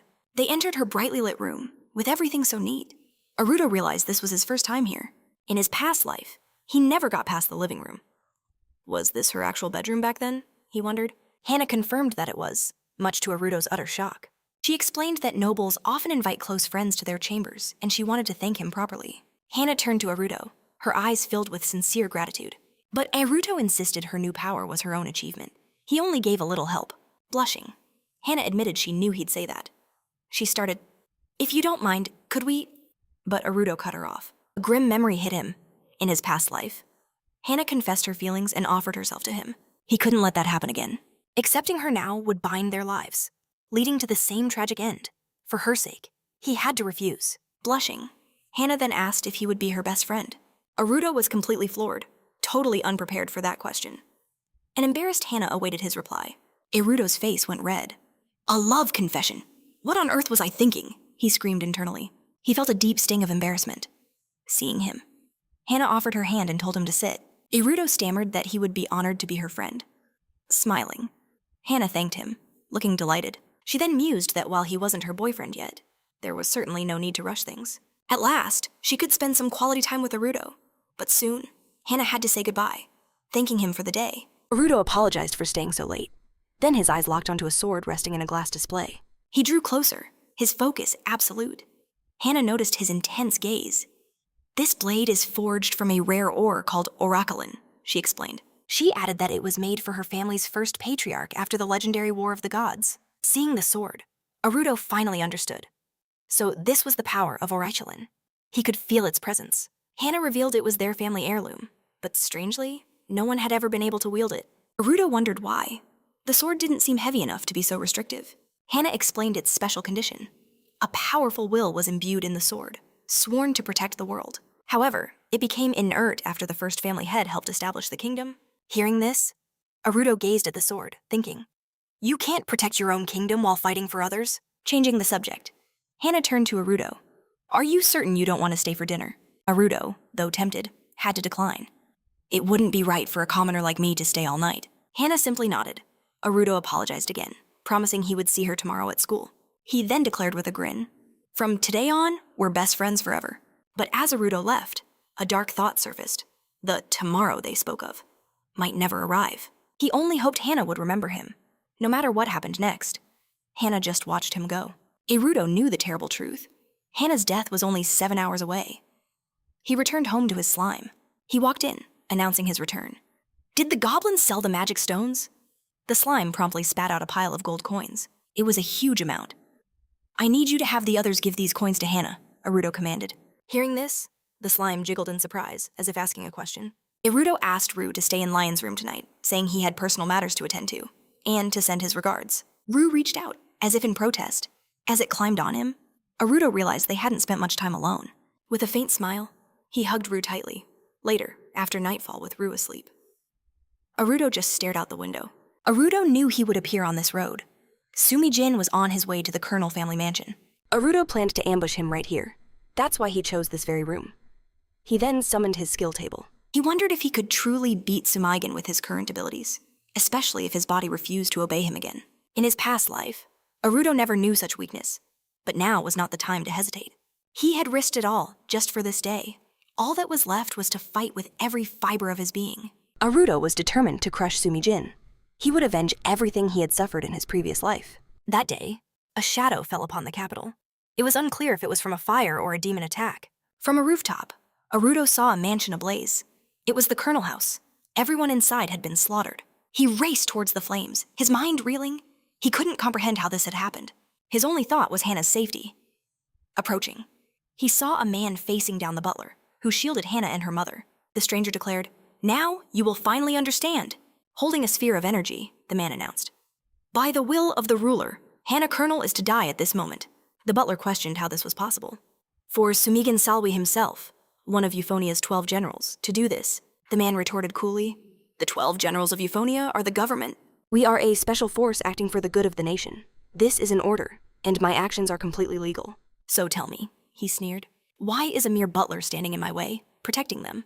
The butler stood frozen, listening as Hannah's mother cried out, "Why would the government do this to my daughter?" Turning to his lady, the butler roared, "A decree to murder a 15-year-old girl is unthinkable." As her butler, I will show no mercy to you, Sumi-jin, even if you are one of the 12 generals. "Should you dare harm Lady Hannah?" As he charged, Sumaigen stopped him with a single finger. Sumaigen noted the butler's fire, musing, "I had hoped the Duchess's butler might actually make me feel something, but you were a disappointment." With that, the man was engulfed in flames, his fate sealed, model. Watching the horror unfold, Hannah shrieked Klein's name, her hand outstretched in denial. Arudo could only watch from the shadows, but Sumaigen scoffed at the drama, feeling utterly empty even after the kill. The magician mused that perhaps a grander stage was needed to stir his heart. He faced the girls, asking if they understood. Hannah's eyes met her mother's, finding a promise of safety within them. Holding her daughter close, she whispered, "I love you, my precious Hannah." The mother became a shield, warning the magician away. She accused him of wanting to annihilate the dukes. Sumaigen simply denied it. "From now on," he declared, "the family is safe." Sumaigen revealed the initial plan was total annihilation, but the master of the house followed the king's command. Her own father had disowned her by royal decree. The mother's cry was one of pure shock. Hannah's world shattered, the betrayal crushing her completely. Sumaigen sneered the duke knew true priorities. He chose duty over his daughter, even over you, his wife. Then his blade struck home. "To sacrifice a child for family," he mocked, "is the height of foolishness." Hannah could only weep, her mother lifeless before her. Sumaigen called her expression beautiful. "Perhaps she understands," he mused, "that God's will is absolute. But more than that, I wonder if any of you are even real." He asked if she ever felt people were mere illusions, puppets dancing on the strings of God's magic. Sumaigen confessed his many experiments had all failed to find the truth. He hoped she held the answer illusion, or person. Through her tears, Hannah insisted she was real. Sumaigen snapped, "Silence, I was asking your soul." She flinched in terror, a look he clearly savored. It seemed, through her, he was finally on the verge of a breakthrough. He sent a storm of wind blades at Hannah. Watching her react, he declared, "Perfect! This girl is the ultimate specimen." Just then, Arudo burst from the shadows, demanding he free Hannah. Sumaigen turned to face him, and Arudo froze, paralyzed. "Ah, perfect timing," the magician smirked. "You don't actually believe you have a right to exist, do you?" He closed in, staring Arudo down. "You are worthless. You're just a filthy rat who stumbled into my grand experiment. An insect begging to be crushed." He almost did it, but recalled a rule no killing those unrelated to the family. Looking at Arudo, a twisted idea sparked within him. A truly brilliant experiment. Arudo would be the spectator. He would watch Lady Hannah perish, feeling her pain. And through his despair, prove to me that human existence is more than just a grand illusion. "Yes, a flawless plan," he smirked, certain of his own genius. Arudo's hand reached out, a silent plea for Hannah.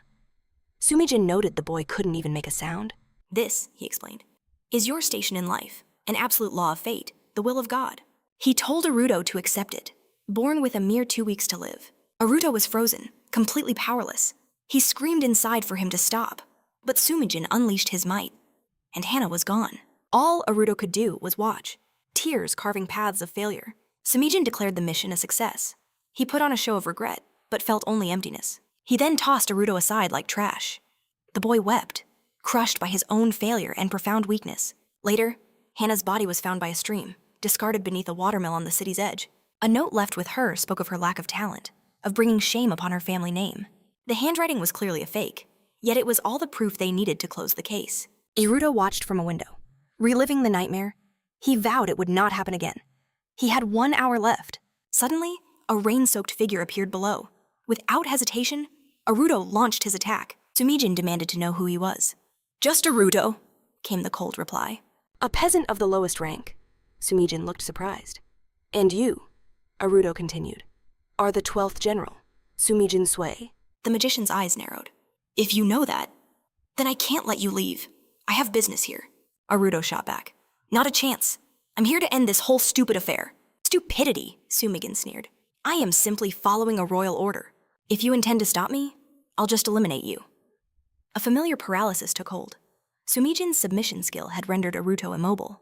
The magician swung his staff at Aruto, roaring, "Get out of my way! How dare you interfere? You don't know what you're dealing with." But Aruto just stared back. A look in his eyes Sumijin couldn't understand. Realizing it was useless, Sumijin simply urged Aruto to give up. He slammed Aruto against the wall, wiping his brow. It was strange. He'd completely lost his temper. He found it odd how stubborn some kids could be. A single pest, messing everything up. In a flash, Aruto appeared before him, dragon bone dagger clutched in his hand. Sumijin never saw it coming. A change in Aruto's stats showed new resistance. His life level had just jumped from 1 star to 2. The magician watched the attack, baffled. How could a level 1 kid possibly land a scratch on him? What in the world was going on? Aruto recalled his week of training. He'd already adjusted his life level. The real problem was enemy magic, specifically submission. But he had calculated that with his current experience, he would soon build a resistance. Just as planned, the restriction broke after a few hits. Aruto smirked. Everything was proceeding perfectly. Aruto never dreamed his fundamental status could be altered. And yet, he had successfully changed his own level. A feat deemed impossible by the laws of the world. This has to be the power of the creation talent, Aruto thought. It was as if Aruto had just truly awakened. From the air, Sumijin couldn't figure out what trick this was. Still, Sumijin informed Aruto that his interference would not change the final outcome. Aruto retorted that it absolutely wasn't Sumijin's decision to make. Seeing Aruto's genuine confidence, the magician scoffed. "What can a nobody like you do against the might of my staff?" Dodging. Aruto marveled at his body's lightness. The sheer amount of mana he commanded was on another level. "I can cast any spell," Aruto declared. "Yes, I may be insignificant, but I will protect those I hold dear." Aruto then unleashed a storm of spells. The concentrated fire magic of Shooting Torch, the concentrated ice magic of an icicle coffin, air magic's Storm Ascension, and the water magic of Hydraulic Explosion. Seeing this, Sumijin finally understood. Aruto was simultaneously casting several advanced level spells. This wasn't a fight to be won with bare hands. A constant assault was necessary. Sumijin knew that by acknowledging Aruto, he had already raised the stakes. Sumijin unleashed a deadly flash of black ash toward Aruto. In turn, Aruto met it with all his spells. Seeing the incoming clash, Aruto realized his 4 spells equaled only 1 of Sumijin's. He truly was the best magician in the country. However, Aruto found Sumijin's power wasn't as overwhelming as he'd feared.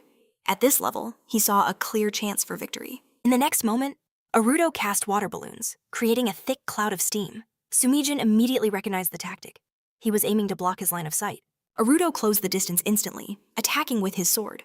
Sumijin flawlessly parried and dodged every single strike. Sumijin declared Aruto's efforts a mere annoyance, stating that defeating one of Euphonia's 12 generals was never simple.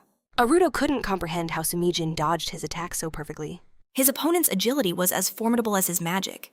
Determined not to miss, Aruto prepared his next assault. Seeing Aruto as a persistent fly, Sumijin deployed a sensitive grid of highly concentrated mana. Within this area, he could sense the slightest movement. He dared Aruto to step inside. He warned that touching the grid would be his end. As Aruto neared it, Sumijin thought he was attacking, but he quickly saw the grid hadn't registered Aruto, who had suddenly changed his path. Detecting no magic, Sumijin wondered, what in the world is Aruto doing? In the very next moment, Aruto struck him. Sumijin could barely process it. Aruto declared the fight finished. Yet to his shock, Sumijin began thanking him, mentioning some lord. Looking up, Aruto saw a street lamp hurtling down towards him. He dodged it with ease, and the magician sneered that Aruto wouldn't like his thanks. Still, the mage had to ask. What kind of trick reflected my magic? I didn't even sense its activation. That was my spell you sent back, wasn't it? Aruto smirked. This was a little hack he prepared just for this battle. His strategy used steam to corner the magician. Only one last step remained, and it was all part of the plan. If a god was truly involved, Aruto would have been crushed from the start. As Aruto pondered this, the impatient magician decided he didn't need an answer anyway. Using his god's oracle, the magician declared his mission to eliminate the hero's seed immediately. But this obstacle suggested something more. Hearing hero's seed, Aruto wondered how Sumiji knew of his talent. He needed to press the magician for more information. Sumijin complimented Aruto's reflexes, asking if he knew of the hero's talent, a rare gift that appears once a century. Historically, this power always manifests just before a massive war. While hero sounds great, it's actually the worst kind of curse, sowing discord in the world. That's why the gods try to eliminate the hero in the womb. Aruto now understood how foolish he had been. The magician then turned to Aruto, ready to explain the grim situation. But Aruto shot back. Maybe you have it backwards. Catching the magician completely by surprise, Aruto claimed it wasn't the hero causing chaos, but the world's chaos that summons a hero. The magician challenged him to prove it. Aruto admitted he couldn't, but said the chance wasn't zero. The magician stated that he appreciated a skeptical mind, but without proof, stay silent. He attacked, demanding to know if Aruto would finally give up. The attack came in a flash, yet even at point-blank range, Sumijin saw no fear in Aruto's eyes.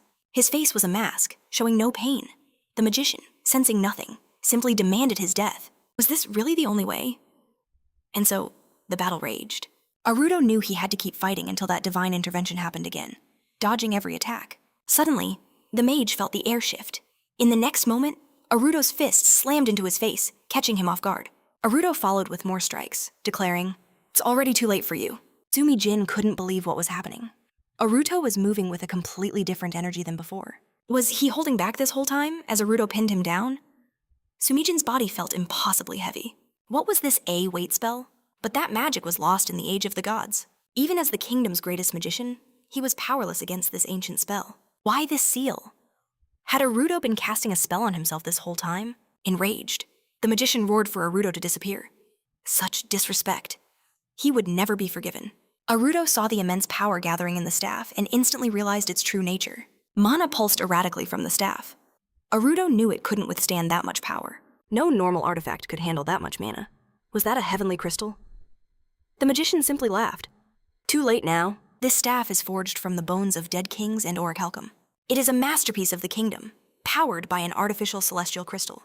Using it would devastate the area. He'd lose his general's post, but that didn't matter anymore. For the one who mocked him, not even ash would be left behind. Towering in the air, the magician commanded the staff to unleash absolute death upon Aruto. Activate Mourner of the Setting Sun. Aruto knew he could not evade this blow. Barely escaping the blast zone, Aruto braced himself. The magician landed, thinking Aruto had the power of a top-tier wizard. But Aruto had played him, and he'd wasted nearly all his mana on some peasant. The magician regretted not killing the Colonel family sooner. He'd heard they had a skilled butler and wanted to save his magic. Regardless, he had to reach them, pushing his way through the rubble. He froze, staring at Aruto. How was this possible? Why was he still standing? Aruto eyed the wounded magician. That last attack was no joke. He'd barely escaped with his life. Aruto had used his secret technique. He absorbed the hit for a split second, then summoned a fissure and dropped inside. He evaded a direct hit, but the aftershock was still immense. If that attack came at full power, Aruto would have been instantly vaporized. From his spot, the magician warned him off, then bonked him on the head with a rock. Aruto staggered but felt victory was close. This was nothing compared to the agony of losing Hana. He approached the magician, calling him weak, to protect his loved ones. He would defy fate itself. The magician was sent flying, landing unconscious right before Aruto. Aruto drew his sword above the magician. He knew he had to finish him, or Hana would be at risk again. This was the perfect chance. His previous strike was a clear success. That tactic wouldn't work again. He had to act now. But still, he paused. Suddenly, Lion appeared, leaping from above. "Master, what happened here?" he cried, stunned by the sight. Aruto recognized him as Lion. Lion ran to Aruto to ask what happened, but tripped, hurt his leg, and collapsed. Aruto put away his sword. As Lion bound the magician, he felt the tension, but told Aruto everything was okay now. "That scum Sumijin is caught," Lion declared. "I got him, and so did Master Lin." Aruto corrected him, saying it wasn't a true win. "Besides, Hana's just a hero in training. This is absurd," Lion muttered. "We can't just kill him over this." Aruto knew Lion was right. but his trembling hands couldn't deliver the final strike. Lion walked over, explaining it's okay to pause before taking a person's life. Killing demons is a different story. Sumijan did major damage, so the government is sure to handle him. He was just glad Arudo was okay. Seeing Lion there, Arudo smiled. Lion helped Arudo up, still stunned. You beat one of Euphonia's 12 generals. You really are a master. Arudo insisted that wasn't true. He explained he only won due to circumstances Sumijan didn't expect. He ambushed Sumijan and fought where he held all the cards. If the situation was any different, he would have been hurt much worse. Arudo knew the real key to his win was his recently improved standard of living, which gave his stats a massive boost. Arudo considered that if he only had one level left, he'd surely be dead. Lion saw him lost in thought. You look sick. Can you move? Arudo said he was fine, just thinking. He then asked, weren't you and Magica together? Lion explained she had left the hotel ahead of him. Arudo asked where she went. Nobody knows. It was her decision, said Lion. Arudo replied that she'd be okay. Suddenly, Arudo pushed Lion away. He sensed something slice the air between them. Arudo felt he wasn't fully healed. Worse, Citri was now standing before them. It's been a long time, she said. Lion turned to Arudo. Who is she? Citri, shocked he didn't remember, began to list her titles. I'm Citri Justice, the one who secured the dragon's reward of Euphonia's 12 generals. An official from the Council of True and False. How can you not remember? Do you have amnesia? Lion eyed her spiraling hair and thought she looked exactly like a villain. She got in Lion's face, insulting Arudo's taste. He can't appreciate my hair, Arudo retorted. Or maybe you're the only one who does. Ignoring Lion, she faced Arudo. What is your deal? She demanded. I've had it with you. No time to argue with a stupid commoner. I'm here for Arudo, she announced, pointing right at him. She pointed at him, declaring him evil. Arudo was speechless. What nonsense, Lion shouted, defending his master? It was Sumijan who ruined the city, not Arudo. My master is innocent. The girl said she already knew that. Sumijan lost his general title and is being punished. But that wasn't her business. She stated her mission was different, to destroy anyone that God recognizes as evil. By the authority of the Council of True and False, she declared, I sentence you for your crimes. With sword drawn, she lunged at Arudo. Still dazed on the ground, he realized he was under attack yet again. But this time, Lion stood before him, sword raised, ready to protect his master. Is this justice killing innocence? Lion roared. You won't lay a single finger on him, Citri was deflected. Her attack was blocked by Lion's massive blade. Just a musclehead, she mused. But he's surprisingly skilled, Lion taunted her. You plan to beat me with that toothpick, I'll handle you myself. Stay back, Arudo. Behind him, Arudo pleaded for him to be careful. That girl's weapon is special, he explained. Trust me on this. But Lion just charged, calling her a curly-haired menace. Arudo tried to scream a warning. But in that instant, she struck Lion, and a wave of danger washed over Arudo. You can't defeat me, Citri declared, as her blade found its mark. Lion, feeling nothing at first, stated his damage resistance should have made him immune to the blow. But then, sharp agony shot through him. Blood poured from his hand. Arudo could only gasp his name as Lion clutched his wound in shock. Lion, Arudo yelled, scrambling to his side. Are you all right? He was stunned. How could Lion be hurt? His pain resistance was supposed to be absolute. Looking at Citri, Arudo saw it. Despite her appearance, she had activated a terrifying ability. Arudo explained the sword was an artifact, a symbol of their absolute justice, and it belonged to Citri. Compared to Simigan and the 12 other generals, Citri's own strength was much lower. Arudo knew Lion had more raw power. Lion still didn't get it.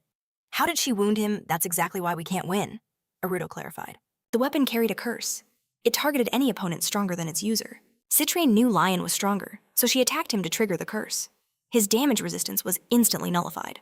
You can't just overwhelm her with one big hit, Arudo explained frantically. He revealed that even touching her hair would trigger the same devastating effect.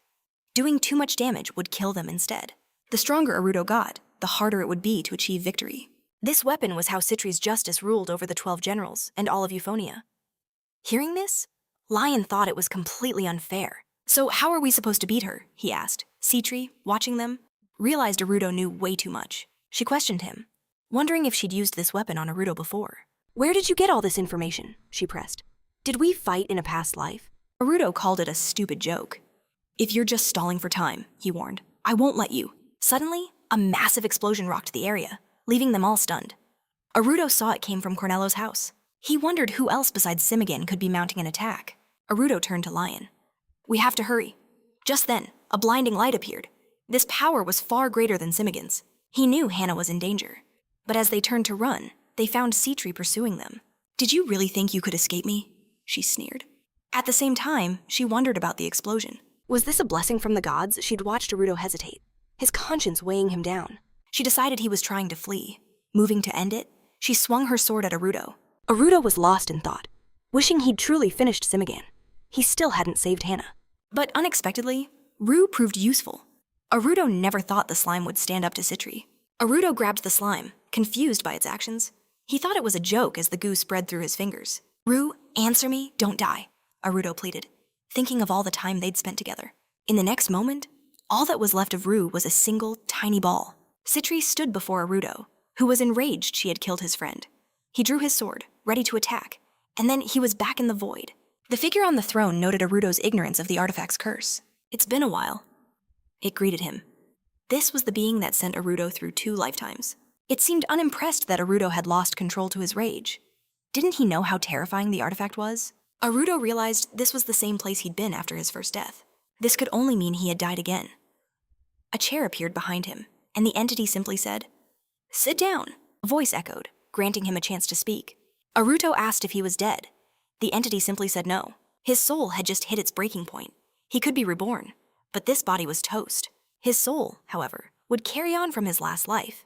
The being noted this life was far crueler. Ru's death had nearly erased his very soul. "But I already died," Aruto insisted. He demanded to be sent back at once. The being said it had one question for him first.